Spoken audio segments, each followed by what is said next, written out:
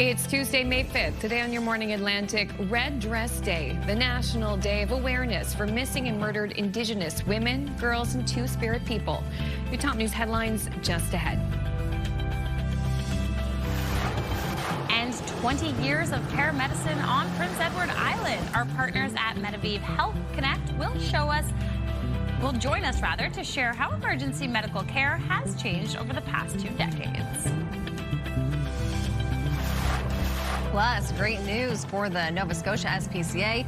We'll find out how a recent grant gives them the ability to offer more access to care for pets. That's a little later in Pet Talk.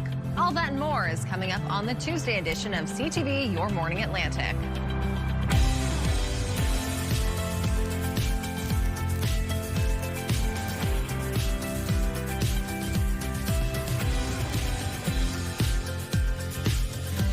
Good morning, Atlantic Canada. 6:01, 6:31 if you're in Newfoundland and parts of Labrador. And yes, you're stuck with Steph and I again for today. One more day. We are being welcomed by you two today. Never stuck. Oh my goodness. Yes, well, also happy Cinco de Mayo to all those who celebrate, because it is a great day. And it's going to be a great day. It is going to be a great day. What a difference a day makes. We're going to have so much sunshine across the region, so it is a great day to get out and enjoy the weather. Right? Have a taco or two. There is Prince Edward Island has their Taco Fest on right now, so it's a great way to celebrate Cinco de Mayo. It is, and you know, you'll want to find some positive light and some sunshine, because in one maritime province, gas is now at $2 a litre. Oof. It's a little rough. Yes. You know what's great, though? Getting your 10K steps in. So I feel like, you know, just leave the car at home, go for a walk. It'll be gorgeous out. Walk to get your tacos, and therefore, you know, you're saving money. Yes. I feel like with gas prices, though, once it starts in one province, it's only a matter of time until it spreads to the other. I was trying to be positive here. No, get your steps in. Yeah, start walking now before it hits the $2 mark. Potentially, though, have sunblock today as well. Oh, absolutely. Some provinces, some cities are going to be hitting into the 20s today. Oh my gosh. Several degrees above seasonal for today. And starting off beautiful, here's a live look at Halifax. We see just some cloud cover to start the day that will open up to plenty of sunshine as the day goes on. We're seeing some nice dry streets as well, certainly a difference from what we saw yesterday morning. Still a chance of some lingering showers for some areas this morning, but that will clear out very early on, and then we will just make way for all of that sunshine today. We'll see some showers and flurry activity still popping up through parts of Labrador for today, though, but that will continue to clear out. As for those temperatures starting out the day, 8 degrees in Halifax, so certainly warmer than what we saw Monday morning. 4 in Fredericton, 6 in Charlottetown at this hour, and 4 right now in St. John's. As for those winds, they've changed direction, so today they'll be generally from the south and southwest, so bringing in that warmer air, which will also be helping with those milder temperatures too. So feeling very nice out there with that breeze coming in. Winds certainly on the lighter side as well for today, even at this hour. Just a few gusts reported, 39 at Yarmouth and 37 at Grand Atang. As for that visibility, because we are seeing these nicer conditions today, visibility is looking very good across the region. Just seeing some reduced visibility, though, through parts of Labrador this morning. That's a look at your forecast, and we'll head over to Amanda with the news. Thank you so much, Stephanie. In one maritime province, the price of gas has now reached the $2 mark. In Prince Edward Island, the minimum price of gas is now $2 a litre after gas increased by 3.5 cents overnight. Meantime, the price of diesel on the island did not change. It rests at a minimum price of $2.31 a litre. Prices in Nova Scotia and New Brunswick did not change overnight. Today, May 5th, is Red Dress Day, the National Day of Awareness for missing and murdered Indigenous women, girls, and Two-Spirit people. Awareness walks are planned in communities around here and across the country. Red Dress Day began in 2010 as the Red Dress Project. The project features red dresses, which are installed in public spaces to serve as a visual reminder of the lives taken. The Mi'kmaq Native Friendship Center of Halifax will join us to talk about the day at 7:20. New Brunswick's legislature is kicking back into action in Fredericton today. MLAs will debate bills and attend committees for 2 weeks before a 1-week break from the Capitol. Opposition leader Glenn Savoy says he anticipates seeing the Liberal government's plan for property tax reform, but says he doesn't have high hopes for its quality. Today will kick off with a committee meeting reviewing the province's Clean Water Act before a 1 p.m. sitting.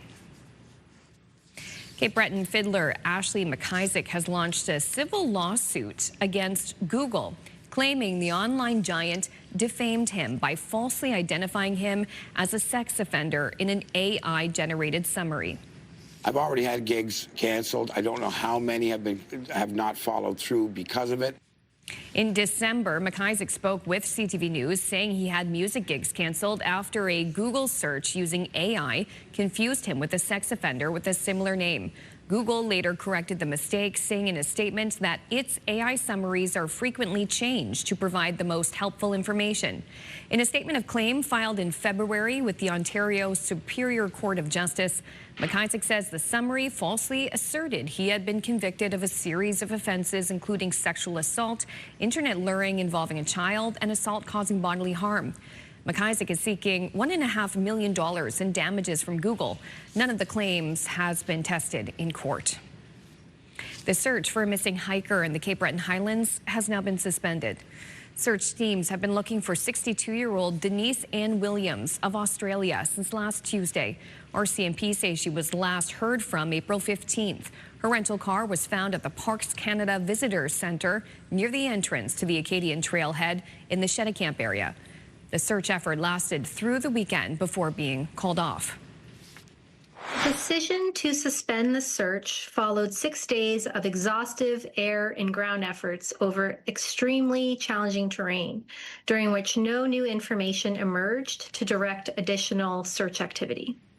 Mounties say the search could resume if they receive new information.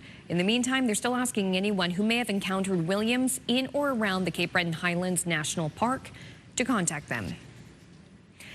No matter which is chosen, Nova Scotia and its capital city are positioning themselves for a major economic win when Ottawa decides who will build the next generation of submarines for the Royal Canadian Navy. Germany and South Korea are in the running for the contract to build 12 new subs for the Navy. The province says no matter who wins the contract, Nova Scotia and Halifax will benefit. In fact, the Minister of Growth and Development says a new submarine maintenance facility will need to be constructed, and there will be a big contract for maintaining the boats once they arrive. My understanding is that the construction of the submarines themselves will be in the host country, so either in Germany or in South Korea, but the maintenance, which is a significant part of the project itself, of the project budget itself, will be in Canada, both on the west coast and on the east coast. Colton LeBlanc and Premier Tim Houston have met with both companies vying for the job. LeBlanc believes a final decision could be announced within a month. Finally, a poignant anniversary for Maritimers of Dutch descent was marked at Pier 21 Monday. Folks, 81 years ago, the guns went silent in Europe, and people like my parents and many, many others felt freedom for the first time in many, many years. A short ceremony outside the facility marked the 81st anniversary of the liberation of the Netherlands. That was former NDP MP Peter Stauffer, who's organized the event for years. He was born in that country. The Dutch have never forgotten the thousands of Canadians who gave their lives to help liberate the country from the Nazis in the Second World War. Some 7,600 Canadians died in the effort.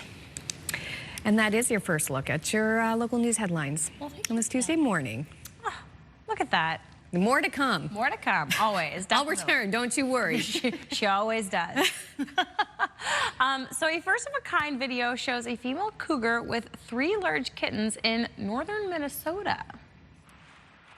Look at that, up close and personal. Oh my goodness. Yeah, the footage was captured in late March by researchers at the University of Minnesota after they set up 2 trail cameras near a deer carcass, according to the Minnesota Department of Natural Resources. The footage is the first documented evidence that cougars are reproducing in the state. Cougars were native to Minnesota before becoming locally extinct. So DNR biologists estimate the kittens in the video are 7 to 9 months old, and their presence is hopeful sign for the future of the cougar population. Hopefully you don't get stalked by one.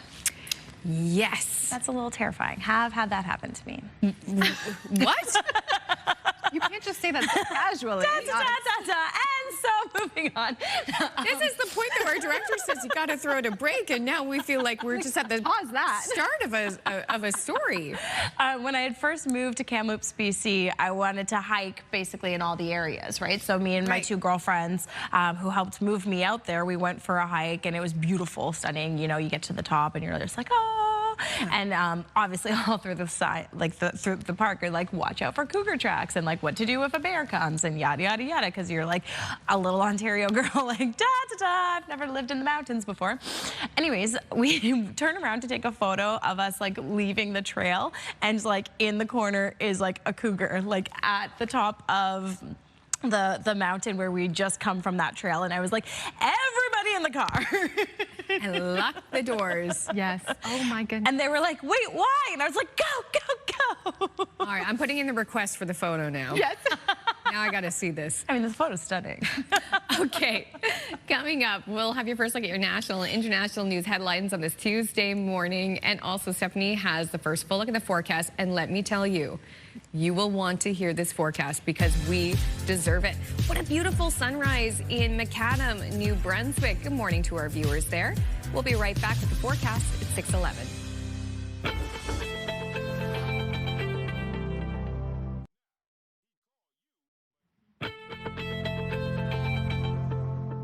Welcome back to CTV Your Morning Atlantic. Here's a live look this morning at Corner Brook, Newfoundland. Beautiful start to the day there. You can see the sunshine, those blue skies, the cloud cover as well. We will see some nicer conditions for many areas today, even with some milder temperatures as well, getting above seasonal. Certainly a change from what we saw to start the week. We'll see that nicer weather to continue into Wednesday for some areas, though we do have some showers on the way elsewhere. As for that precipitation, starting off today, just a few chances of showers for parts of Nova Scotia this morning and into parts of New Brunswick as well. We'll see those flurries lingering through Labrador today and a few showers popping up still through parts of Newfoundland, but the system will continue clearing out as we head through the afternoon. It's this afternoon that we'll begin to see some showers developing through parts of northwestern New Brunswick. Elsewhere, though, seeing very clear conditions. We'll see plenty of sunshine today across much of the region, and this will continue. As we head into the evening hours, these showers will continue to persist through those northwestern areas of New Brunswick, eventually sweeping further across the province into Wednesday. We do have a special weather statement in effect because of this rain that is on the way for northwestern New Brunswick. This will be for the overnight hours tonight into Thursday afternoon, so a bit of an extended period of rainfall. We could see about 40 millimeters or more during this time. As for those temperatures today in New Brunswick, getting up to very mild highs for most of the province, between about 21 to 24 degrees. A little bit cooler for those more coastal areas, 12 degrees for both Grand Manan and St. John for today, and those chance of showers for northwestern areas later this afternoon. There is a slight chance of some showers early this morning for Grand Manan and St. John, but that will clear out very early, and then we will see plenty of sunshine here. For Prince Edward Island today, very mild conditions here as well with that mix of sun and cloud. We'll see highs between 17 and 21 degrees. Winds today from the southwest, so again, bringing in that warmer air, which is only going to help those warmer temperatures as well. For Cape Breton and eastern mainland Nova Scotia today, we'll see a mostly sunny day around the region here. Highs generally between 18 to 23 degrees. Again, cooler for those more coastal areas, 9 in Canso and 13 today in Sheet Harbour. For central and southwestern areas of Nova Scotia, we'll see those temperatures today between about 13 to 24 degrees. So cooler along the coastline, more inland areas of Halifax. We'll see those more milder temperatures closer to that 20-degree range. It's closer to the coast that we'll see temperatures closer to 14. As for Newfoundland and Labrador today, we'll generally see that mix of sun and cloud again, though those flurries sticking around through parts of Labrador today. Some showers mixed in there as well. Highs today between 3 all the way up to 16 degrees. That's a look at your forecast. Now we'll head over to Amanda with the news. Thank you, Stephanie. Nearly 150 people representing 24 nationalities, including several Canadians, are parked in an ocean off West Africa after a suspected outbreak on their cruise ship that's already killed 3 people. CTV's John Venevalley Rao has the latest. Deck 4 is where the lobby is.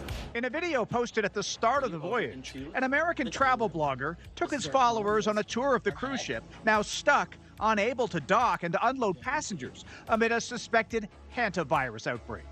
And what's happening right now is very real for all of us here. In a new, tearful video, the blogger talks about the fears on board after 3 passengers died. There's a lot of uncertainty, and that's the hardest part.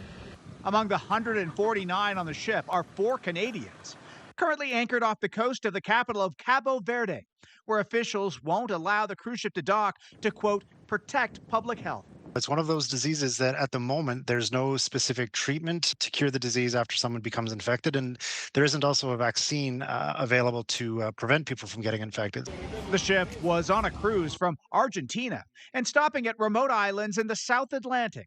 3 weeks ago, a 70-year-old Dutch passenger died, and after leaving the ship, so did his wife.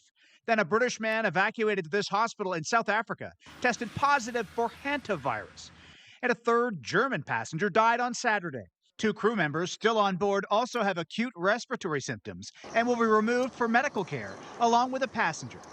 Hantaviruses are rare, mainly transmitted through contact with rodents or their droppings. It's what killed the wife of actor Gene Hackman last year. Symptoms can take weeks to appear, and human-to-human transmission is not common. So it's very rare for hantaviruses. In fact, the only hantaviruses that are known to cause human-to-human transmission originate from South America, and in particular areas like Argentina. In a statement, a WHO official stressed the risk to the wider public remains low. There is no need for panic or travel restrictions. Meanwhile, experts say there are only on average about 4 to 5 cases of hantavirus in Canada each year, typically linked to rodent exposures in rural parts of the western provinces. John Benavalli-Rouse, CTV News, Toronto. CTV News has confirmed the Prime Minister will reveal the name of Canada's next Governor General today. The new appointee will replace Mary Simon, who is nearing the end of her 5 years in the vice-regal role. Simon, who is a Inuk, made history as the country's first Indigenous Governor General. Sources tell CTV News her successor is expected to be bilingual in English and French. Good morning and welcome. A quick break here on Your Morning Atlantic. When we return, we'll have your top business headlines, plus your must-see moment from TSN. Please stay with us. We'll be right back.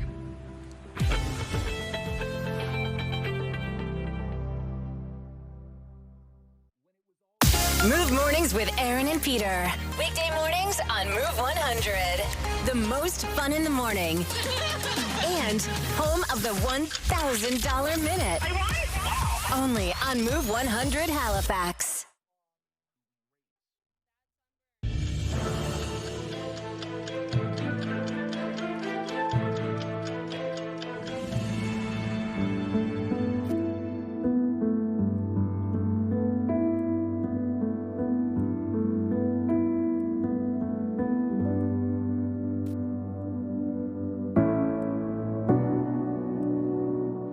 Welcome back, 6:23, and it's time now to check in with our friends at TSN for today's must-see sports moment. Hello there, Kara Wagland in the Sports Center newsroom with your must-see moment from Monday. And for it, we take you to the pitch. Tanzanian Premier League, check out Zambian soccer player Gladys Chama. Scores arguably the goal of the year, certainly gravity-defying. It's a play you definitely don't see every day. And that's why it's earned the must-see moment from Monday. And the celebration ain't too bad either. Coming up tonight on TSN, we've got second-round action from the NBA playoffs. It's Game 1 between the Lakers and Thunder. LeBron James taking on Canadian Shai Gilgeous-Alexander, and it all gets underway at 8:30 p.m. Eastern across the TSN network. That's all for now from SportsCenter. Have a great day.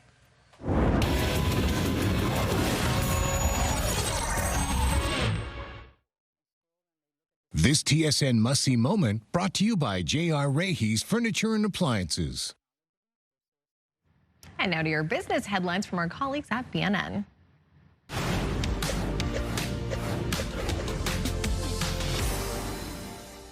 Video game retailer GameStop wants to buy eBay.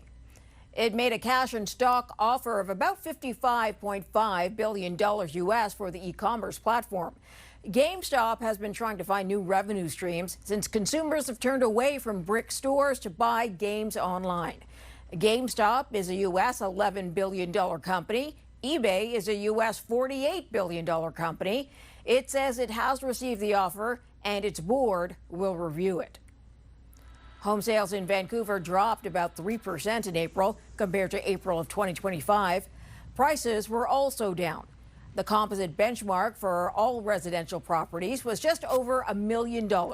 That's about 7% lower this year than last. More detached homes changed hands in April in the Vancouver area and fewer condos.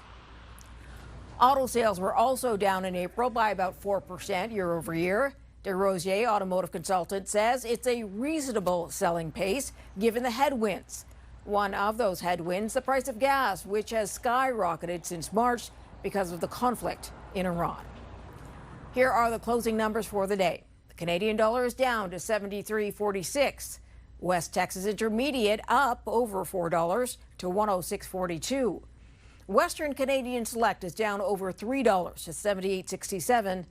And the TSX lost 252 points today. Those are your business headlines. I'm Marilla Fernandez. Now for a look at your 3-day forecast. Starting in New Brunswick, we'll get up to a high today of 22 degrees, so several degrees above seasonal for this time of year with that mix of sun and cloud. Into Wednesday, we'll start to see some showers developing across the region, reaching a high of 18 degrees. And then into Thursday, we'll see that rain widespread across New Brunswick with a high of 15. For Nova Scotia, today we'll reach a high around 19 degrees with a mostly sunny sky. Into Wednesday, we'll see some cloud cover to start the day, but that will eventually clear out. However, we do have some showers on the way Wednesday evening, and then we do have those periods of rain on Thursday with a high of 12. And for Prince Edward Island today, reaching a high of 21 degrees, that mix of sun and cloud. Tomorrow we'll see some cloud cover and then clearing take place, and then Thursday the showers will arrive on the island. That's a look at your forecast, and we'll take a short break. Stay with us on CTV Your Morning Atlantic.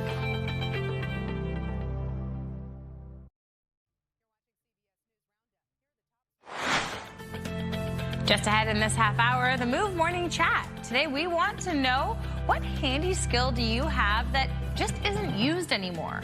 We'll share our answers in about 15 minutes on Your Morning Atlantic.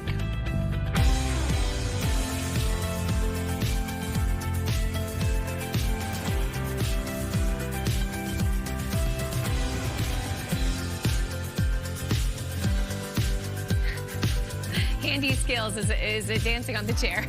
I was told to shuffle. Every day I'm shuffling. It's stuck in my head. So sometimes that's what you get. Listen, we got to wake ourselves up somehow, right? This is true. Looking forward to the Move Morning Chat, though, talking about everyday skills. Like maybe you were really good at fixing the dial-up internet. Yes. Ooh, that's a good one. I know, I had a hard time trying to think of something, and then you got there. Got there eventually. A bunch started propelling, like, once we started having a conversation. Yes. So I'm very curious to hear from our viewers to see what they say. Because once you start hearing their responses, it's like, oh, yeah, there's so many things. There really is. There really is. That's a good point. So, yeah, 10400 is the number. By the way, you can text us anytime. We love to see it. We're the ones checking it. So maybe you can send us some photos of, like, the weather in your area. Because today sounds like it's going to be a gorgeous day. If you like sunshine and warm temperatures. Only if you like sunshine and warm temperatures. Yes. And if you don't, you might not like today. Well, it depends on where you are, because we will have a couple showers this afternoon for some areas. There we go. You know, but otherwise, in Fredericton today, we will be seeing that sunny day, very mild temperatures here as well, even some mild temperatures to start out the day. So very different from what we saw Monday. Difference a day makes. But again, we still have a slight chance of some showers early this morning for parts of Nova Scotia, parts of New Brunswick as well. And then we will see this system continuing to persist through Newfoundland and Labrador, eventually clearing out, though, as the day goes on. As for those temperatures, starting out 4 degrees in Fredericton right now, 7 in Halifax, 5 in Charlottetown, and 5 at this hour in St. John's. So still a little on the cooler side when you're getting out the door today, but you'll certainly be ditching that jacket come the afternoon. As for those winds, certainly on the calmer side for today, and generally they will be from the south and southwest for today, starting off around that 10 to 20 kilometer per hour range. Even those gusts at this hour still fairly light around that 30 kilometer mark. In terms of visibility, things are looking very good if you are getting ready to head out the door this morning, just because we are seeing a relatively clear sky across the region. Really not much in the way of precipitation. It's into Labrador that we are seeing some reduced visibility this morning, just with those showers and some flurries popping up. That's a look at your forecast, and we'll head over to Amanda with the news.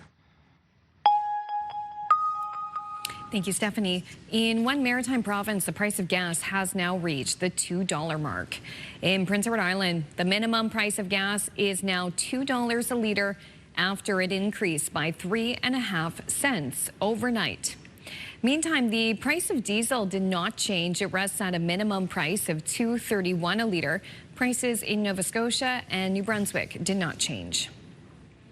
Today, May 5th, is Red Dress Day, the National Day of Awareness for missing and murdered Indigenous women, girls, and Two-Spirit people. Awareness walks are planned in communities around here and across the country. Red Dress Day began in 2010 as the Red Dress Project. The project features red dresses, which are installed in public spaces to serve as a visual reminder of the lives taken. The Mi'kmaq Native Friendship Center in Halifax will join us to talk about the day at 7:20. New Brunswick's legislature is kicking back into action in Fredericton today. MLAs will debate bills and attend committees for 2 weeks before a 1-week break from the capital. Opposition leader Glenn Savoy says he anticipates seeing the Liberal government's plan for property tax reform, but says he doesn't have high hopes for its quality. Today will kick off with a committee meeting reviewing the province's Clean Water Act before a 1 p.m. sitting. Cape Breton fiddler Ashley McIsaac has launched a civil lawsuit against Google, claiming the online giant defamed him by falsely identifying him as a sex offender in an AI-generated summary. I've already had gigs canceled. I don't know how many have not followed through because of it. In December, McIsaac spoke with CTV News, saying he had music gigs canceled after a Google search using AI confused him with a sex offender with a similar name. Google later corrected the mistake, saying in a statement that its AI summaries are frequently changed to provide the most helpful information. In a statement of claim filed in February, McIsaac says the summary falsely asserted he had been convicted of a series of offenses, including sexual assault, internet luring involving a child, and assault causing bodily harm. McIsaac is seeking $1.5 million in damages from Google. None of the claims has been tested in court. The search for a missing hiker in the Cape Breton Highlands has now been suspended. Search teams have been looking for 62-year-old Denise Ann Williams of Australia since last Tuesday. RCMP say she was last heard from April 15th. Her rental car was found at the Parks Canada Visitor Centre near the entrance to the Acadian Trailhead in the Cheticamp area. The search effort lasted through the weekend before being called off. The decision to suspend the search followed 6 days of exhaustive air and ground efforts over extremely challenging terrain, during which no new information emerged to direct additional search activity. Mounties say the search could resume if they receive new information. In the meantime, they're still asking anyone who may have encountered Williams in or around the Cape Breton Highlands National Park to contact them. A driver was taken to hospital after an accident in Nova Scotia's Annapolis Valley Monday morning. It happened just before 11 a.m. on Highway 358 near Canning. A dump truck left the road, smashed through a guardrail and down an embankment. The driver was able to get out and was taken to hospital. No word on the extent of the injuries. The investigation is ongoing. There was also a crash near an elementary school in Nova Scotia's Kings County on Monday. Berwickton District firefighters, EHS, ground crews, and a life flight helicopter joined RCMP in responding to this two-vehicle crash involving a bus. It happened in Somerset around 2 p.m. We're told the road was closed in both directions from Highway 360 to the east and Pleasant Valley Road to the west. Still unclear exactly what happened. Lots of visuals to take in here. We have some of the best looks from fashion's biggest night at the Met Gala in New York. Beyonce made an appearance at the charity fundraiser for the first time in a decade, and other celebrities turning heads: Anne Hathaway and sporting superstars Eileen Gu, and also the Williams sisters as well. There's Tate McRae, Canadian, Sabrina Carpenter. Lovers. Oh my gosh. Oh my goodness. And Madonna. Classic. Obviously, she needs 12 people. Of course she does. I mean, she's Madonna. We were saying, too, we get up quite early for this show, so we're in bed early, and we still need to have some time to, like, digest and take in all of the wonderful looks, because there were so many. So many. That's I love the bubbles. Yes, I was before bed last night. I kept like refreshing my phone to like look at all the different fashion, because it's just, I love Met Monday. Met Monday. Yeah. First Monday in May. It's fun. Yep. Yeah. It's always a vibe. Ugh. Anyway, speaking of a vibe, we also have a fantastic contest to tell you about, and maybe that'll get you a trip to the Met Gala one of these days. Wake up and win with CTV Your Morning. We could pay your bills with a massive $20,000. Imagine what you could do with that extra 20 grand, like go to the Met Gala. To enter, head to the contest page at ctvatlantic.ca or scan the QR code on your screen and enter the code word along with your information for your chance to win the Your Morning $20,000 Pay Your Bills contest. Today's code word is debt. So enter that, and best of luck to you. I mean, $20,000, what could that pay for part of a Met outfit? Like a cufflink?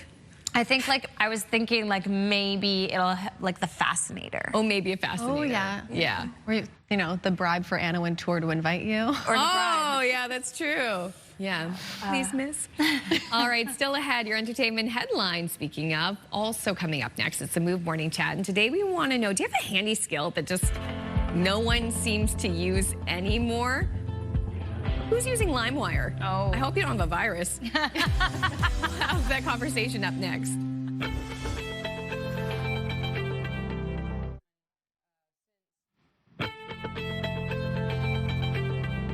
Welcome back to CTV Your Morning Atlantic. There's a live look at White Point, Nova Scotia this morning. Starting off the day quite mild, 9 degrees there right now. And we're seeing that beautiful sunny sky. And we'll see that sunshine continuing throughout the day today and across most of Atlantic Canada as well. We're in for some beautiful weather today, a very nice spring day ahead. And we do have some milder temperatures on the way for Wednesday as well. As for that precipitation, there is a slight chance of some showers early this morning just for parts of Nova Scotia and New Brunswick. We will see those showers and flurries persisting through Newfoundland and Labrador this morning.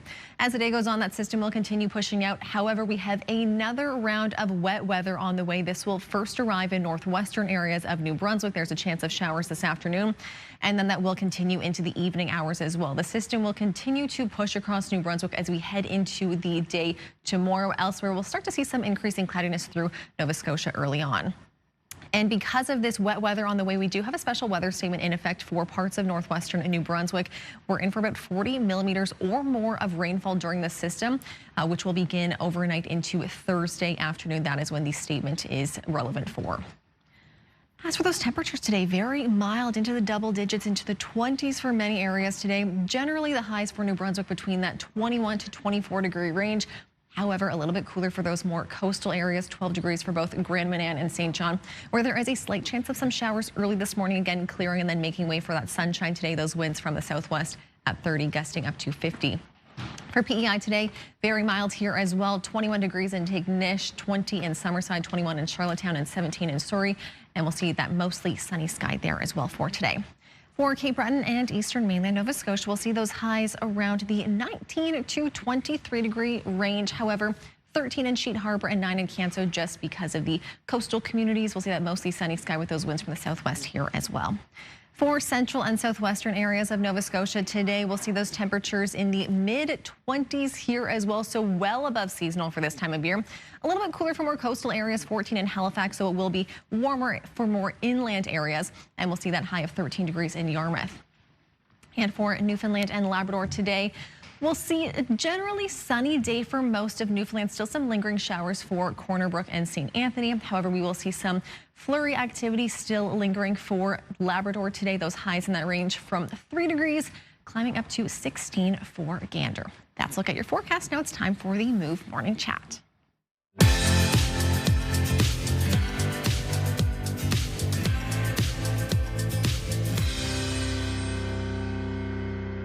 Hi, welcome welcome back. It's time for our Move Morning Chat with our friends Aaron and Peter. And today we're wondering, if you were born before 1991, what's one handy skill you have that people don't use anymore? And Peter, why are we talking about this? Okay, let me tell you, I have so many handy skills that are absolutely useless. And the year 1991 actually came up because that was the year that Aaron was born. And I was telling her about something that she just looked at me as if just completely dumbfounded. What the heck are you talking about, Peter? I was saying, and this is a holdover from the old days of radio, that I could edit audio tape like nobody's business. You know, the reel-to-reel tape recorder kind of stuff. And at one point, if you had, I don't know, an interview on this tape, you had to take a razor blade and you had to cut it on an angle at just the right place and then cut it on an angle on the other side of the tape and put them together and tape them together, and it would sound like a perfect interview and no one would ever know that you edited anything out. And I can see the looks on your faces too, okay? I understand. It's completely useless. Yes. But that is just one of the many handy things that I know how to do that nobody needs to know how to do anymore. And funny enough, my skill also has to do with audio, but this will be much more, you know, it'll make more sense to you guys. But my skill that nobody uses anymore that I was so good at, I was like the resident CD burner of my friend group, of my family. I loved burning CDs, making like 90s mixtapes on them. And if you remember LimeWire, you know how much of a struggle. Because you're trying to find this music, which probably wasn't the best way to do it back in the day. But it was hard because, first of all, you'd get one song and then your entire family computer is infected with viruses. You had to know So worth what it. you were doing. So, yeah, that is my skill. Burning CDs. Kids these days are like, you're burning what? What? What even is a CD? Yeah. What about you, Steph?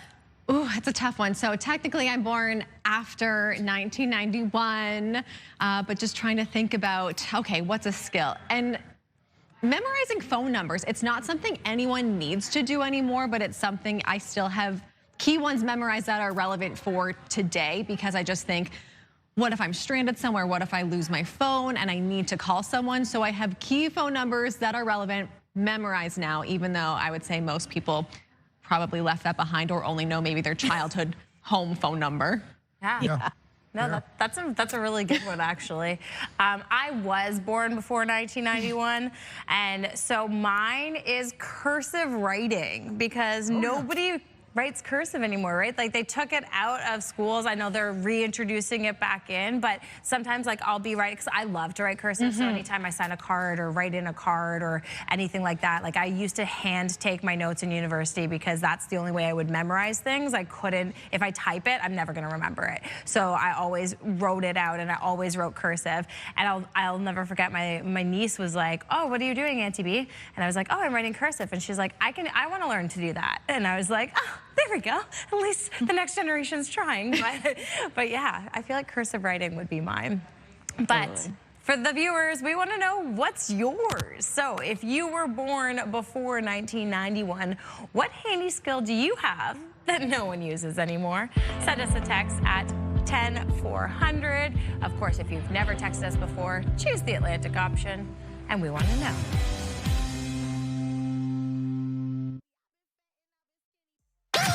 The #1 morning show in Halifax. Turk, Megan, and Amateur Alex. And home to the biggest artists.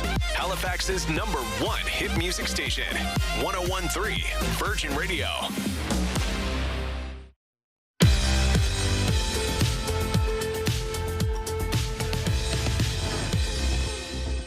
Well, we've talked a lot about New York and the Met Gala. So now let's head over to Hollywood to take a look at your entertainment headlines.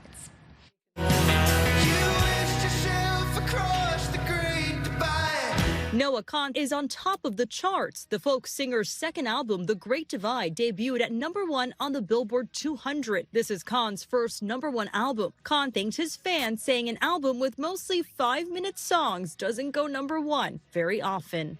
I hereby declare this annual Nick Weekend. We have our first trailer for the second season of 4 seasons. The new season will follow the friends vacationing everywhere from Italy to upstate New York as they mourn the loss of their friend Nick and and welcome a new addition to the group. Season 2 of 4 seasons will premiere on Netflix May 28th.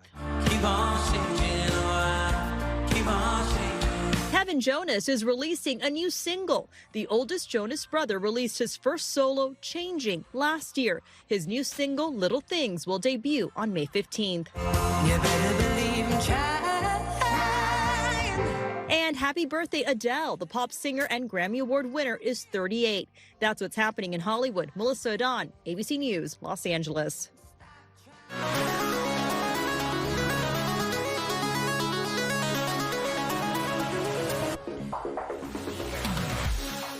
This morning, we are celebrating 2 amazing kids, one of them soaring to great heights and another taking us to great musical highs. Yes, ABC's Danny New introduces us to 2 prodigies on the rise. As we get news this week of Top Gun and Top Gun Maverick returning to theaters with number 3 on the way. That nose up. We are now perhaps meeting the star of Top Guns 4 and 5. So it all started like 2 years ago with my dad. He gave me some lessons. I really enjoyed it. This 8-year-old in Salinas, California has been showcasing prodigious piloting skills in the cockpit. And what's his name? Maverick. It's because I want to be like Top Gun Maverick. As you heard him mention to our Salinas station, KSBW, Maverick first started learning from his father a few years ago. I've been flying a long time, and it was always, actually, it is true, it's always my dream to fly with Maverick. And that was like a dream come true. These days, Maverick is putting in the necessary hours with an instructor as well. Make sure this is attached to the plane. Learning all the essentials like wanting your wings attached. So far, Maverick has already logged more than 10 hours with the instructor, who says most people need about 60 to fly solo. How's Maverick doing in that department? You know, if Maverick could, he'd probably be ready to, solo pretty soon, next couple flight lessons. Of course, Top Gun is also known for its music. And speaking of music, let's meet one more prodigy. 4-year-old Maryland native Michael Gerges has been playing piano for a long time, since he was 3 and a half. I like playing music. Within his first year of playing, Michael has already started winning dozens of awards, and now he's even gotten a call to play Carnegie Hall. So what's his advice for the rest of us? You have to work hard so you'll get more money. Michael is set to play at Carnegie Hall in both May and July, and when asked by our DC station WJLA, Michael said he only likes to play piano, nothing else. In New York, for ABC News, I'm Danny New. Well, those children were soaring to new highs and new musical highs. We're soaring to new high temperatures today because it is going to be gorgeous out there. 22 degrees in New Brunswick today, well above seasonal for this time of year with that mix of sun and cloud. Tomorrow, we'll see those showers begin to move in across the province, reaching a high of 18, and then in for some rainy conditions Thursday with a high of 15. For Nova Scotia today, getting up to a high around 19 degrees with that mostly sunny sky. Tomorrow, starting off with some cloud cover, but that will clear, and then some rain for Thursday with a high then of 12 degrees. And for Prince Edward Island today, we'll see that mostly sunny sky reaching a high of 21, and some clearing taking place Wednesday. Thursday, though, the showers will begin to pop up with a high of 12. We'll take a short break now on CTV Your Morning. Stay with us. It's Tuesday, May 5th. Today on Your Morning Atlantic, New Brunswick's legislature is kicking back into action in Fredericton today. We'll give you a preview just ahead in your top news headlines. And it's Red Dress Day. We'll hear about the importance of this day and a highlight on a memorial march taking place in Halifax. That's still ahead in this half hour.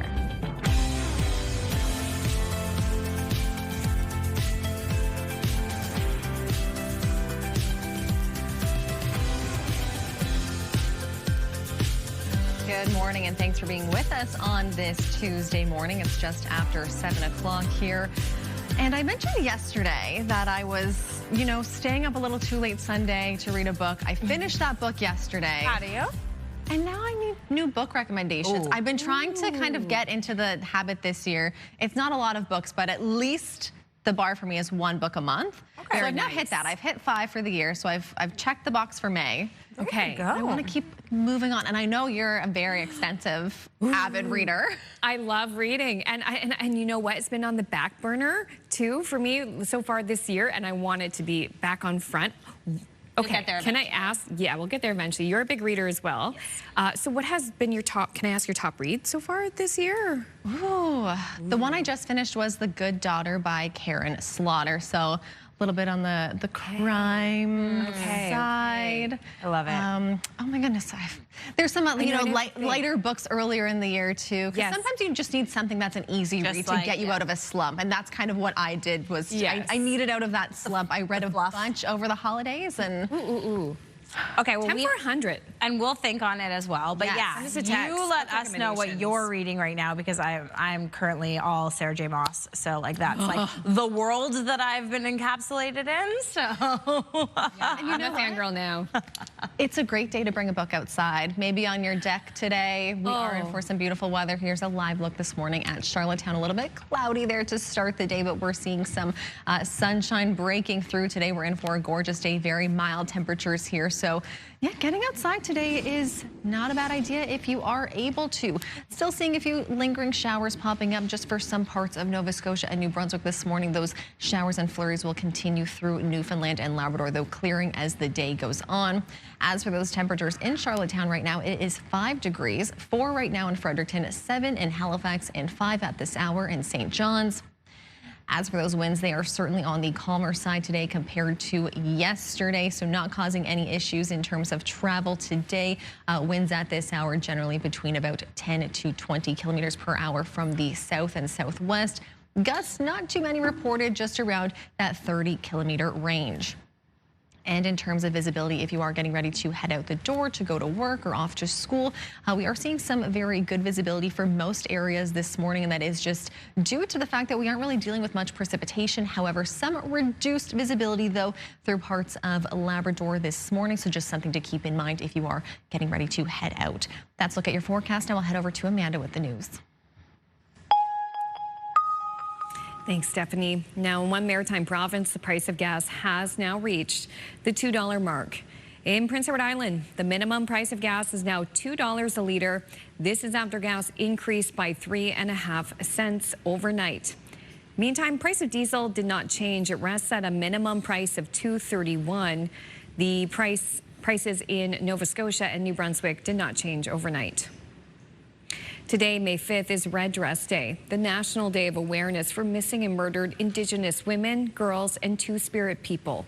Awareness walks are planned in communities around here and across the country. Red Dress Day began in 2010 as the Red Dress Project. The project features red dresses, which are installed in public spaces to serve as a visual reminder of the lives taken. The Mi'kmaq Native Friendship Center in Halifax will join us to talk about the day in about 15 minutes' time. New Brunswick's opposition leader is expecting the province's governing Liberals to release their long-awaited overhaul to the system that sets property taxes. PC leader Glenn Savoy says he hopes the government uses the legislative session that begins today to do more than window dressing. He wants to see changes that are useful to New Brunswick cities and towns amid a hot housing market that's seen a drastic rise in property taxes. Premier Susan Holt's Liberals have refused to comment on their upcoming legislation. Cape Breton fiddler Ashley McIsaac has launched a civil lawsuit against Google, claiming the online giant defamed him by falsely identifying him as a sex offender in an AI-generated summary. I've already had gigs canceled. I don't know how many have not followed through because of it. Back in December, McIsaac spoke with CTV News, saying he had music gigs canceled after a Google search using AI confused him with a sex offender with a similar name. Google later corrected the mistake, saying in a statement that its AI summaries are frequently changed to provide the most helpful information. In a statement of claim, McIsaac says the summary falsely asserted he had been convicted of a series of offenses, including sexual assault, internet luring involving a child, and assault causing bodily harm. McIsaac is seeking $1.5 million in damages from Google. None of the claims has been tested in court. The search for a missing hiker in the Cape Breton Highlands has now been suspended. Search teams have been looking for 62-year-old Denise Ann Williams of Australia since last Tuesday. RCMP say she was last heard from April 15th. Her rental car was found at the Parks Canada Visitor Centre near the entrance to the Acadian Trailhead in the Cheticamp area. The search effort lasted through the weekend before being called off. The decision to suspend the search followed 6 days of exhaustive air and ground efforts over extremely challenging terrain, during which no new information emerged to direct additional search activity. Mounties say the search could resume if they receive new information. In the meantime, they're still asking anyone who may have encountered Williams in or around the Cape Breton Highlands National Park to contact them. It's a bit late for this season, but one of New Brunswick's ski hills is gearing up for expansion. Poley Mountain, just outside Sussex, has announced it has acquired 110 acres to grow the resort. CTV's Avery McRae has more. The 110-acre land parcel that is now owned by Poley is directly to the west of the mountain. As for what this new area will see, ideas being explored at this time include ski-in and ski-out condos, private building lots, and even possible hotels and spas to make the resort a year-round destination. This is also an endeavor Poley won't take on alone. The hill will be working with Whistler-based EcoSign, who on their website describe themselves as having a reputation of being one of the most innovative and experienced mountain resort planning companies in the world. In a press release, Poley General Manager Jamie Hare calls the land acquisition a tremendous opportunity for Poley. Currently, the hill boasts 32 trails for skiers and snowboarders to enjoy in the winter time, while in the summer, the site transforms to offer over 16 kilometers of downhill biking trails. CTV reached out to both Poley and EcoSign to learn more about the partnership and plans for the land, but neither were available for an interview by airtime. Sussex Mayor Mark Thorne told CTV in an email he is thrilled to learn about the expansion. He says the hill draws many visitors to the municipality year-round, and adds the expansion shows officials are confident in the future of Poley. Avery McRae, CTV News, St. John. Thank you, Avery. Something for the skiers and the snow bunnies to look forward to potentially next season or sometime in the hopefully near future. Absolutely. Yeah. And you know what would help with that? Having a little extra cash in your pocket. Because, you know, you always need some extra cash. So we have a fantastic contest to tell you about. Wake up and win with CTV Your Morning. We could pay your bills with a massive $20,000. Imagine what you could do with that extra 20 grand. Buy new ski gear, season passes. To enter, head to the contest page at ctvatlantic.ca or scan the QR code on your screen. Enter the code word, which today is debt, along with your information for a chance to win the Your Morning $20,000 Pay Your Bills contest. Today's code word, like I said, is debt. Best of luck to you. All right, still ahead this half hour, we'll have your national news headlines, but just after the break, Stephanie has the latest look at the sunny Tuesday forecast. Good morning to our viewers in the capital of Newfoundland and Labrador, St. John's. Look at that blue sky there. Thank you for tuning in. We have the warm forecast with Stephanie right after this.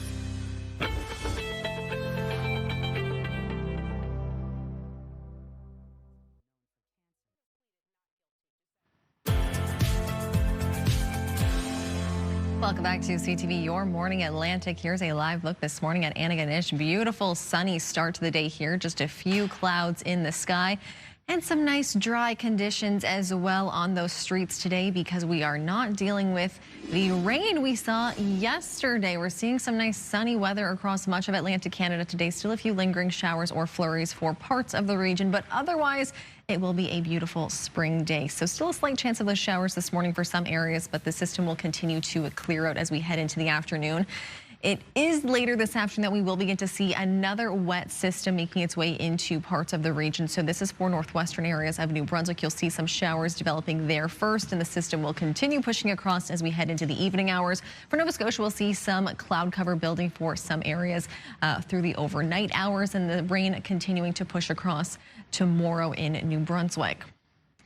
And with this system, we do have a special weather statement in effect for northwestern areas of New Brunswick. We could see about 40 millimeters or more of rainfall, and there could be some thunder showers as well mixed in. So we could see even higher rainfall amounts if there are some thunder showers developing. And this is for the overnight hours into Thursday afternoon. So this is quite a prolonged period of rain in the forecast. Those temperatures today, though, very mild for New Brunswick, and that range between about 21 to 24 degrees. Cooler for more coastal areas, 12 in Grand Manan and St. John for today.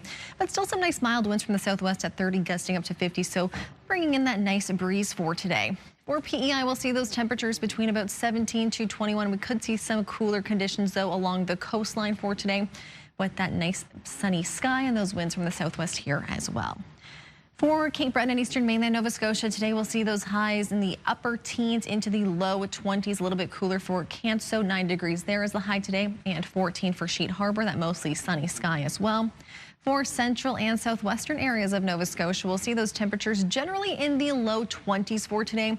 A bit cooler for Yarmouth, 12 degrees is the high there. In Halifax, it's close to 14. However, more inland parts of Halifax will see that temperature closer to 19 degrees.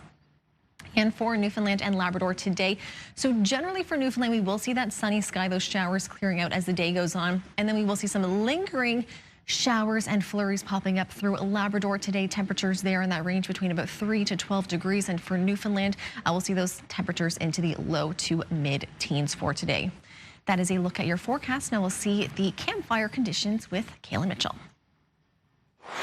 It's time for your campfire conditions report, brought to you by Pine Acres RV, where customers become friends. And these provincial restrictions will be valid until 2 p.m. on May 5th. And given the wet weather that we've had in the Maritimes over the last 24 hours, no big surprise, but there isn't much in the way of restrictions. New Brunswick is currently open to both Category 1 fires, and that includes campfires. For the province of Nova Scotia, campfires and Category 1 fires are permitted between the hours of 2 p.m. to 8 a.m. Remember, during wildfire season, no burning is allowed between the hours of 8 a.m. and 2 p.m.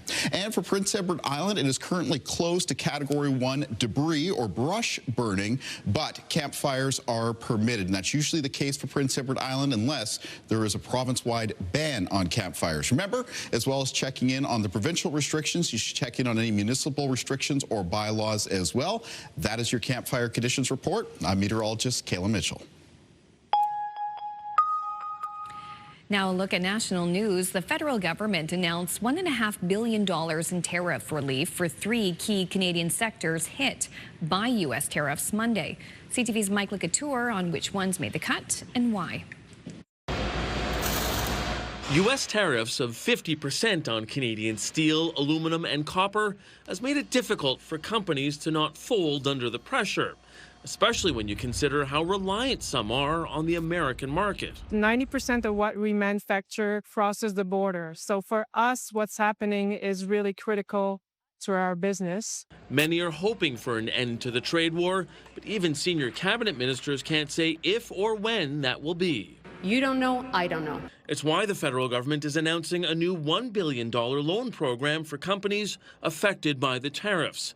The 3-year loans will be worth between $2 and $50 million, with the first year being interest-free. Short term, our goal is to provide liquidities to companies in order for them to keep their workers. Conservatives say loans aren't the answer. We were reading this announcement today very concerned that there is no deal coming at all, and the Liberals have said nothing to the contrary.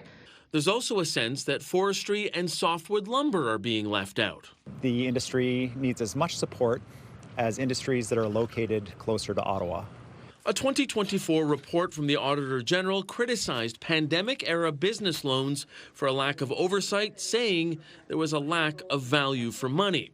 While Karen Hogan hasn't seen the details of this latest program, she did have this advice. I would like to see that there is a way to measure that the intended outcomes are happening. The government says there will be a process and scope for approving the loans with additional follow-up.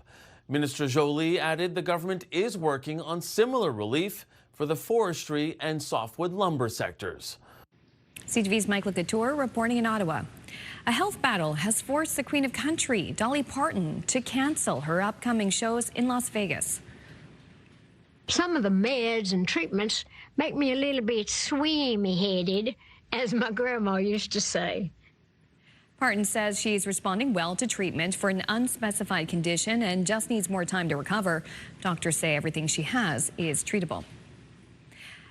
Another break here on Your Morning Atlantic. When we return, we'll have a conversation with the Mi'kmaq Friendship Center in Halifax to talk about the importance of Red Dress Day. Please stay with us. We'll be right back.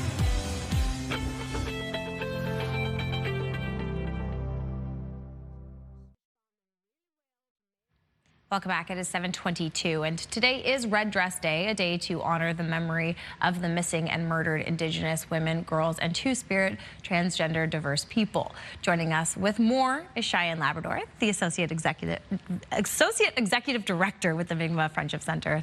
Thank you so much for being here. Thank you for having me this morning. I mean, so much going on. First, tell us, what is Red Dress Day and what does it represent? So Red Dress Day, it represents the missing and murdered Indigenous women, girls, gender diverse folks that, have gone missing and murdered over the years across Canada, across Turtle Island.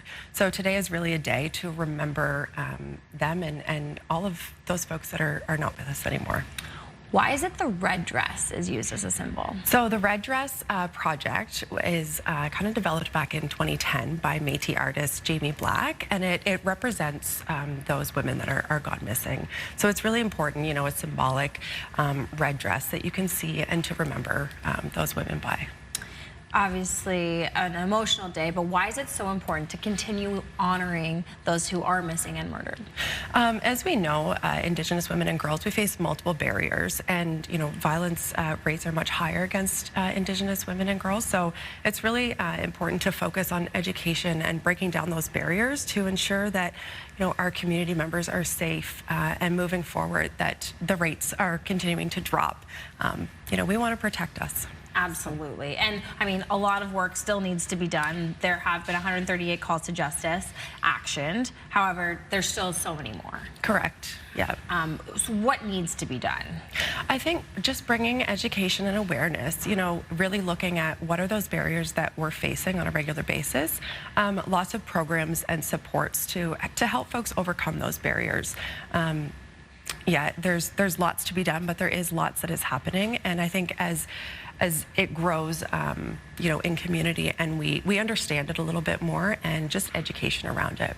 And how is it that the allies of community can help contribute as well? I think talking about it and being realistic, talking about what things can we put in place to protect women and girls and gender diverse folks, and what can we do to ensure that those rates continue to drop? Absolutely. So today, the Mi'kmaq Native Friendship Center will be holding a memorial march at noon. Yes. Here in Halifax. Yes.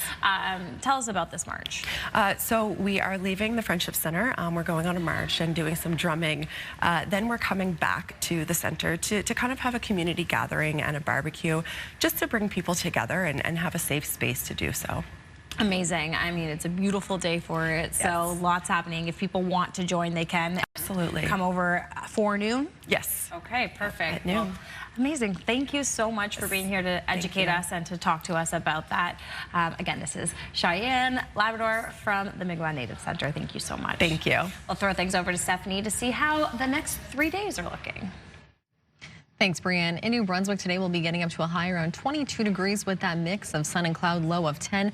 Wednesday, we'll see showers beginning to develop across the province, reaching a high around 18 degrees, so still above seasonal.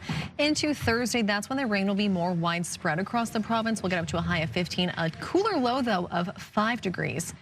For Nova Scotia today, we'll see that mostly sunny sky across the province with a high today around 19 degrees, low tonight of 9.